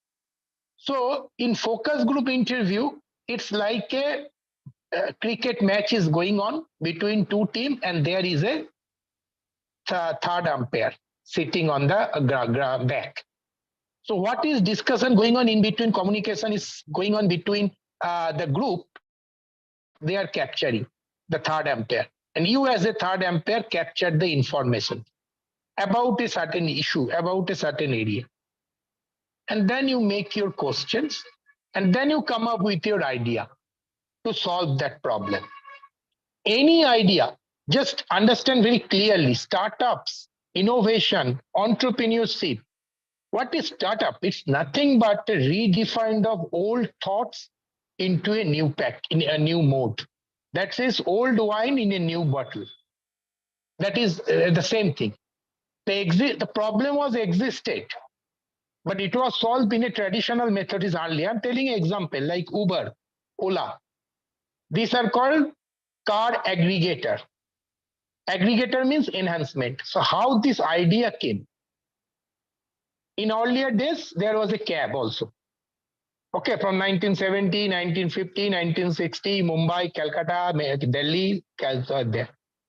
But the cab service was not adequate. The product is cab, service is you are riding on the cab. So what was the idea? What was the problem they faced? Most of there is a refusal happen. The cabbies used to refuse. And that was a problem that people don't know where to get cab in the emergency. They want to shift somebody to hospitals. They want to go to attend a meeting. There is a problem happened in terms of booking the cab on right time and reaching on the right moment. So technology has brought to solve this problem. What technology? They developed apps aggregator. That's called aggregator. So they are aggregated these things with a very suitable solution by developing a apps. So everything will be data centric. You will book the cab from your house or anywhere at your suitable place, and there will be a time bound frame. Within the time bound, you will get your data and they will make you available. So there is chance of refusal has zeroed down. Number one, the accuracy has increased. There are blah, blah, blah, other things up. So suppose that you want to develop some idea. So like the same idea. So first you need to go to the root of the problem. And problem, the information of problem is your newspaper, is your magazine, is your certain phenomena, certain event at nearby to your place has happened, or anything happened. Another example, you will make it very simple. Ola, OLA, Ritesh Agarwal, the project of Ritesh Agarwal. How he developed this idea of aggregating this hospitality sector. Anybody knows in the participant? Anybody Yes, has sir. an opinion how he developed this idea? Yes, sir. Yes, sir. Can you explain? Can you explain? Yeah. So he went to a hotel. He found that whatever the hotel has published on online, but he did not get that kind of facility. Whatever the official website has, Okay. whatever the hotel has promised to do on their website. But when he went to that hotel in person, and he did not get those facilities. So he was thinking that it is happened to him. So also there is a chance to get same thing happen to others. That's why he comes to idea with oil. Okay, very good. That is one of the things. I know Ritesh personally, Ritesh Agarwal. I'm sharing his idea. He was my distributor. His father was my distributor in Airtel. I used to visit him house, his home. I mean, I'm talking about long back, 2008-9. He was in class 6 in that time. He used to come to me and say, my father is indisposed always. I cannot, my father unable to run the business, so I will look after that. And so all of a sudden, one day, his house was gutted fire. So his entire godown got as pushed into ashes. So he did not find the right cabs or right people to connect to go to some places when many people was injured in that time. He called many cabs in that time from his home, but he did not find it. Any cab came to the right point. The idea strike in his mind. And when he went to Kota for taking any NEET preparations and other preparation in for medical and joint entrance preparation, this idea was hovering around his mind. He came back to Delhi, leaving behind everything. And he started going to the hotels first, particularly three-star hotel. And he started speaking with the pilgrimage. Most of the time in 10 years back or 20 years back, the pilgrims, they faced this problem while they used to visit in different pilgrimage. And the executives, okay, they come from one city to other city, they could not find a right hotel because auto drivers, rickshaws and others, they used to mislead them and they used to charge hefty commission. So he started visiting and he going to start staying in all the hotels. He borrowed his father and mother, Arti Agarwal, his mother, and Ramesh Agarwal, his father. They never supported him. Only his maternal uncle, they supported him. They have funded the money for initially 1 month to stay in the hotel. So in this while staying in the hotel, he started developing questionnaire questions. What is the exact problem? And he arranged focus group interview. The hoteliers, they face the problem, and the passengers, the customers, the visitors, the tourists. He started speaking with different tourists with different motifs. Some tourists come for pilgrimage, some tourists come for attending office, some come from other purpose. So he take a focus group interview, and then he developed a full set of questionnaire, and then he come up with this model of aggregator. Then he come up with this model of how to connect between hotels and the beneficiaries, means passenger or say you say tourist or others, how make it very easy through a common platform. So you can say the idea can generate it through a problem when you face the problem and when you face the person who is facing the problem. Same thing happened with Amazon. Jeff Bezos was traveling from Seattle to California. And in that time, his wife, whom he has divorced recently, called him that his baby was crying. And in that day in US, in California, there is a labor strike happened. So he need to have the baby milk immediately, but he could not find it. She could not find it. Then the flight was taken off in that time. And Jeff told his wife that my flight will going to take off in 10-15 minutes. How can you arrange baby food? Then inside the then flight takeoff, then inside the flight, he started speaking with few people that do you face the same problem? When there is a strike happen, when there is something closer happen, then the fellow passengers started sharing their bad experience with him. The flight landed down after two hours. He started speaking with all in Seattle, in California, he started speaking with all the passengers, the flyers in the airport. And he clapped the group. And then he taken the questionnaire. And then he went to meet with his friend. And then again, he has gone to the few household by segregating his target audience. And he developed a questionnaire. And then he has developed a model prototype. Then he went to investors. So this is the problem. This is I develop, and this is my prototype model I develop. Then come forward and invest. And this is what Amazon today. So I think I am trying to make a narrative how this Ritesh, Jeff Bezos or what. This is design thinking, critical thinking.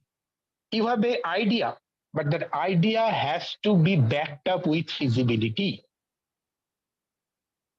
So your questionnaire, what you develop project, what you develop it back to be some experts' views, opinion, I will say the practical people who are facing this problem. Then you come up with a model, your prototype, your idea, then it will have a more viability, visibility in terms of commercializations also.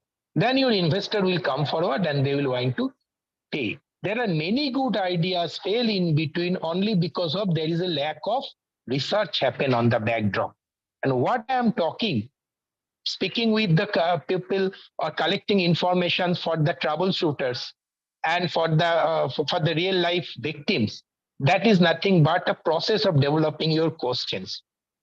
And that will makes you think or come out with the more feasible idea. Idea may be bizarre, but that required to be shaped, required to be feasibility, give feasibility. That will help you to give a feasible idea instead of raw idea. And then you developed a real prototype which can solve the problem as well as get your commercial viabilities. This is what I have to say. So any questions you can ask. Gaurav sir, is it okay to understand? Yes, sir. Yes, sir. So, Hello. so if any participant have any query related to their homework, he can ask. Excuse me, sir. Yes. How do we validate our question is relevant before market survey? Yeah, that's why I told how do you validate. Your first point of validation should be based on some problem paper. Like you have to read some paper, either in research paper or newspaper, or you need to speak to some experts, or it's a focus group of interview. Then you can validate that what the problem. Idea means here you are going to give a solution of the problem. First, you analyze the problem and find out the recent solution which is being offered and what alternative you can give. So that is the first point of validations. You need to validate by yourself first that yes, there is a problem persists and these are the solutions which cannot cater to the problem rightly. So it is my alternative model. That's my prototype. Is it okay to you? Yes, sir. I understood partially. Suppose if we search also, we'll made it also. Okay. The presentation will be around your 13 as sir was informed. So it was like a preliminary, but I think we have a discussion in 13 that is okay. But suppose if I'm preparing and I'm thinking, but I'm not in the actually in the entrepreneurship or neither I'm from management student, so we have not done this kind of work. So I can search the problem. I will try to make it. I'm also. telling. What I'm saying. One thing I'm saying to make a prototype or to design a questionnaire to make a project. It is not sacrosanct that you need to be from certain discipline of study. Okay, a chai walas. Do you know Praful? Anybody has idea in Praful Billore? MBA chai wala. No, sir, not. I think Gaurav if you sir? look at them, we'll get to know. That Amrit chai you are saying? MBA Chai Wala Hello? is the very famous guy, na sir? No, Amrit Tulya chai you are talking Yes. about that brand? No, Pune MBA chai Khichdi wala. Wala, Tiffin Wala in Bangalore. These all are the startups, sir. MBA Chaiwala Praful has attempted thrice CAT exam and he failed. He went to Ahmedabad at the age of 23 with 8,000 rupees from his father's pocket. And he has opened a stall, tea stall on the footpath in Ahmedabad. Within 10 days, he was beaten brutally by the local vendors. And he shifted his tea stall to one place to other. But the customer who has had a taste of his tea, he started calling him, where you have gone? Where is your tea stall? Then he narrated his experience that I have been beaten by the local vendor. That's why I shifted my tea stall 10 kilometers away. They then brought him and they told him, we are giving you security. you opened a tea stall here, we will only have from you. What was the problem of the tea, you know? Now, how he is developed, now it is 3 crores per month revenue. And he could not get a chance in IIM because he could not able to sell through in CAT. Now Harvard Business School, Wharton Business School is calling him as the professor of entrepreneurship. So my question is, what he got the idea of this MBA Chaiwala? Now he did a ground, there is a grounded theory is there also, a ground realistic analysis of the problem. You know, what was his problem in that time in tea? People, that local vendors was selling tea. They were selling tea, but there was no service. There is no communication. He started speaking English with them. If a good person comes, he was speaking in Gujarati language and he also speaking with his English. So very little idea that he was communicating. He started Gujarati, he was communicating in English, Gujarati, Hindi, all the language, which others vendor could not do. So we always say that engagement with customer, connecting psychology with customer is very important, which he did. He started understanding their problem, that they you know, when a people come to a tea stall, particularly in the local market, they don't come for having a cup of tea. They also come up with catering their cycle to speak with people, to have a gossip others. And he created the environment within his stall by connecting with customer psychology. That is his success story. So I mean to say, the idea you generate, where from you generate, if you don't analyze the right problem and you connecting the right dot, you cannot do.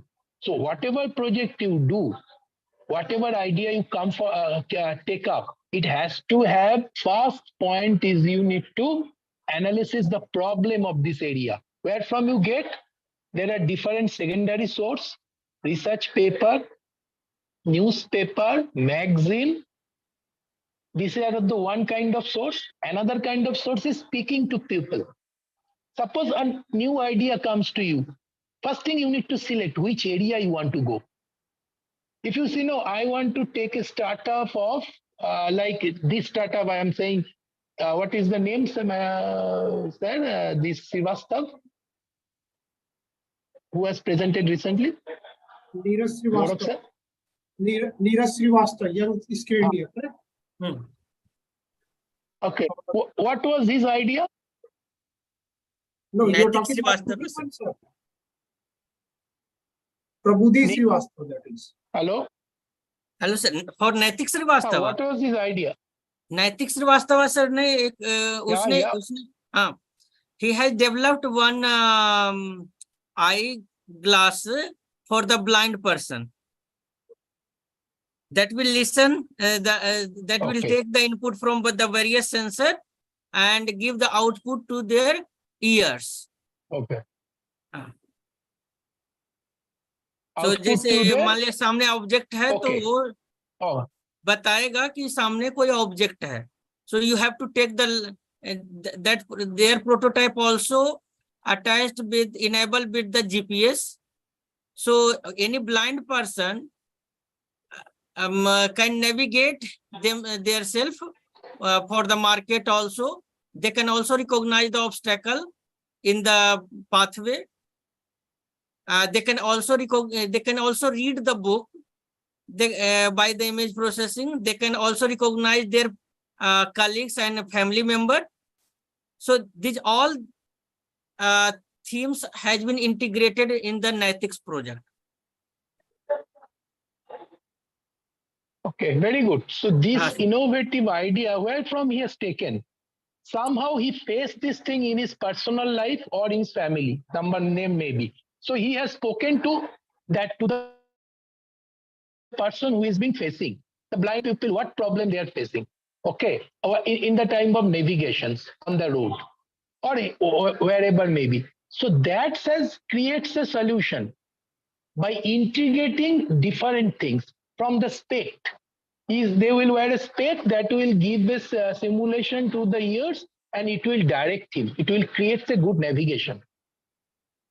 So the problem started, the idea came to his mind to solve this problem. Maybe he faced his personal life in his family or anywhere, and he has gone to that blind pupil or others to get the idea what are the problem they are facing, and according he has developed a questions, and he get that answer, the questions from same blind pupil, maybe approximately 50 or 60 as a focus group, or he has taken an interview. Here focus group interview will creates a big impact.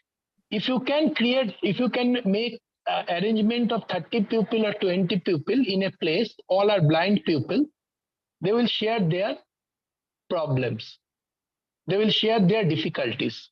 And you as a third party, but they should not know that you are being present there. You will listen to them through another mediator. The mediator will mediate in between them, and you will start capturing the data of the problem. And then you develop the model based on this data. The validation, you can do it. You can develop the questions from their problem. Suppose 30 questions you develop. And then this 30 questions you will circulate to other group, not exactly this group. Other blind persons who are not present in that day.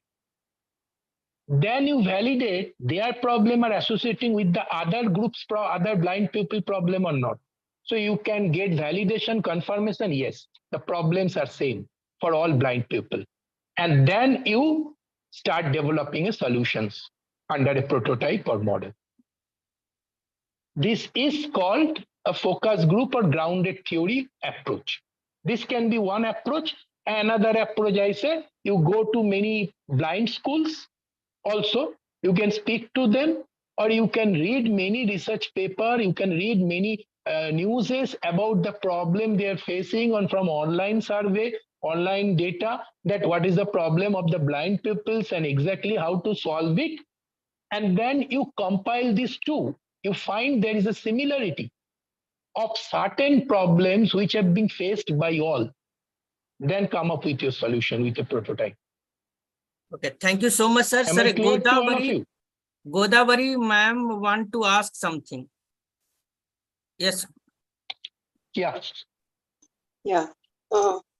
Namaste, sir. Actually, yeah, I am working in Government Institute for the Agriculture University, sir. Yes, yes, ma'am. Okay. Yeah, even though I am from biology science, but I would like to ask you some, like, we are having so many farmers around us, and they are producing their vegetables. So is there anything we can do for them, like in the form of startup, so that they will not need to come every time for the cities to sell their products, because vegetables are perishable, and so for that purpose they need their whole day to come over cities and for the selling their products. So how I can do my assignment here on this platform, sir? Okay, very good question, madam. Thank you. This is for question in my making mind. the very. So how we can help the society, like farmer community, sir?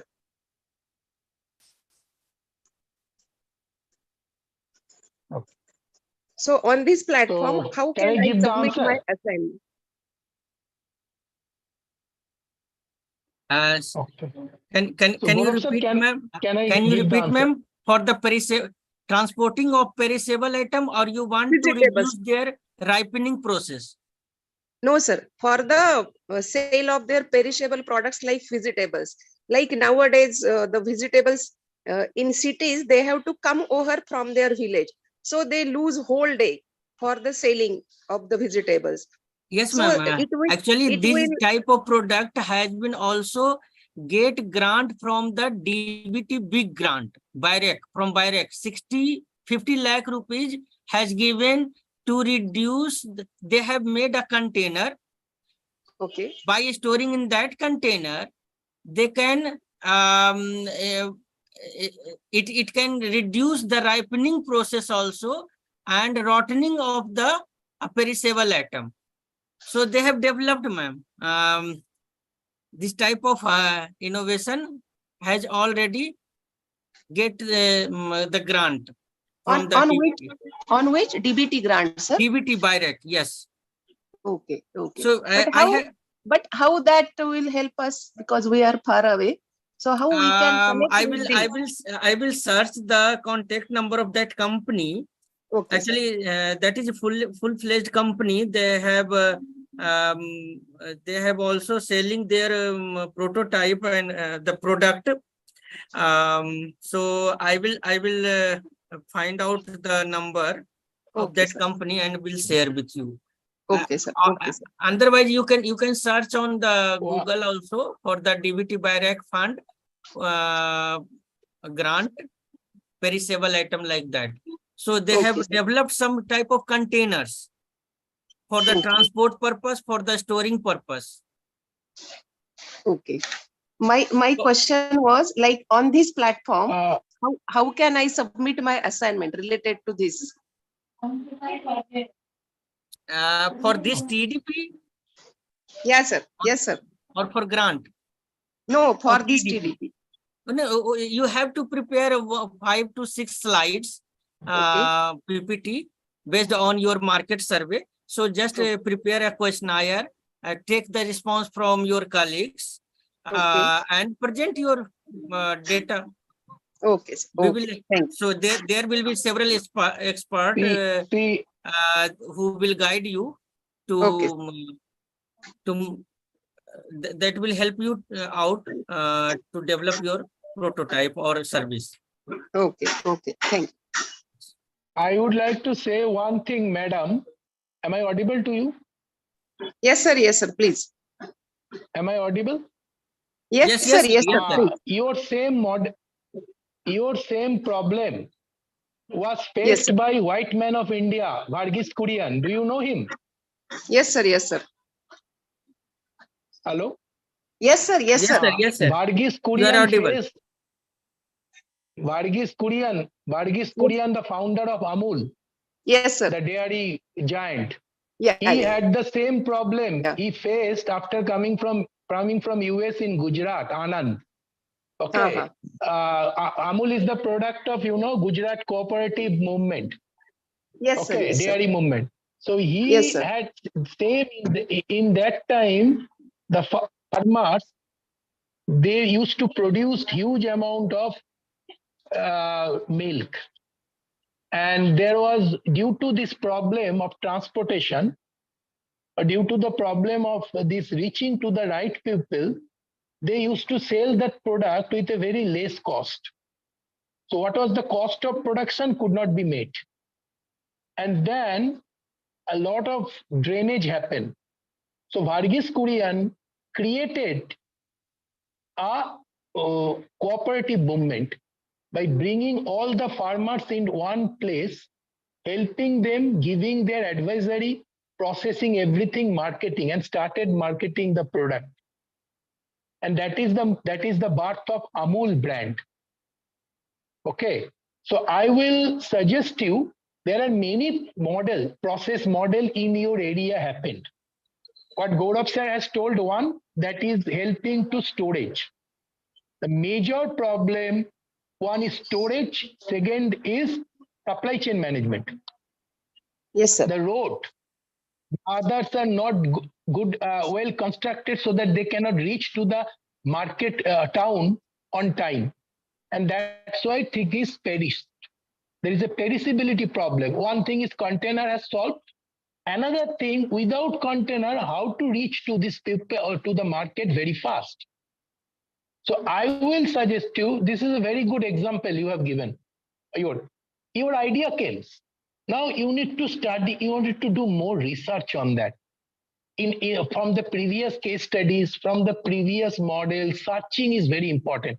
That the same idea was solved by other people, but it was not fully solved maybe. So I am giving some idea, additional or annexure of idea, which can solve this problem. So I will develop my prototype according to that. So in order to make this model, the Amul model, cooperative movement, Varghese Kurian went to the village. He spoke, that's a focus group interview I'm talking about, or grounded theory. He spoke to the farmers. That what was the exact problem that you are facing? Then when he has developed a lot of inputs, from there he developed a questionnaire and sent it to the other farmers. And when he found all the problems remain same, then he come with a prototype of cooperative movement, and that is the birth of Amul today. So I will suggest you, please read these things before you develop your prototype and others. Otherwise, what will happen? You developed a prototype which is already solved by any people, which is in Yes, the sir. process. So it will not be accepted. Okay, sir. That's all. Yes, sir. Thank you. Thank you, sir, for Over your to Gaurav, suggestion. sir.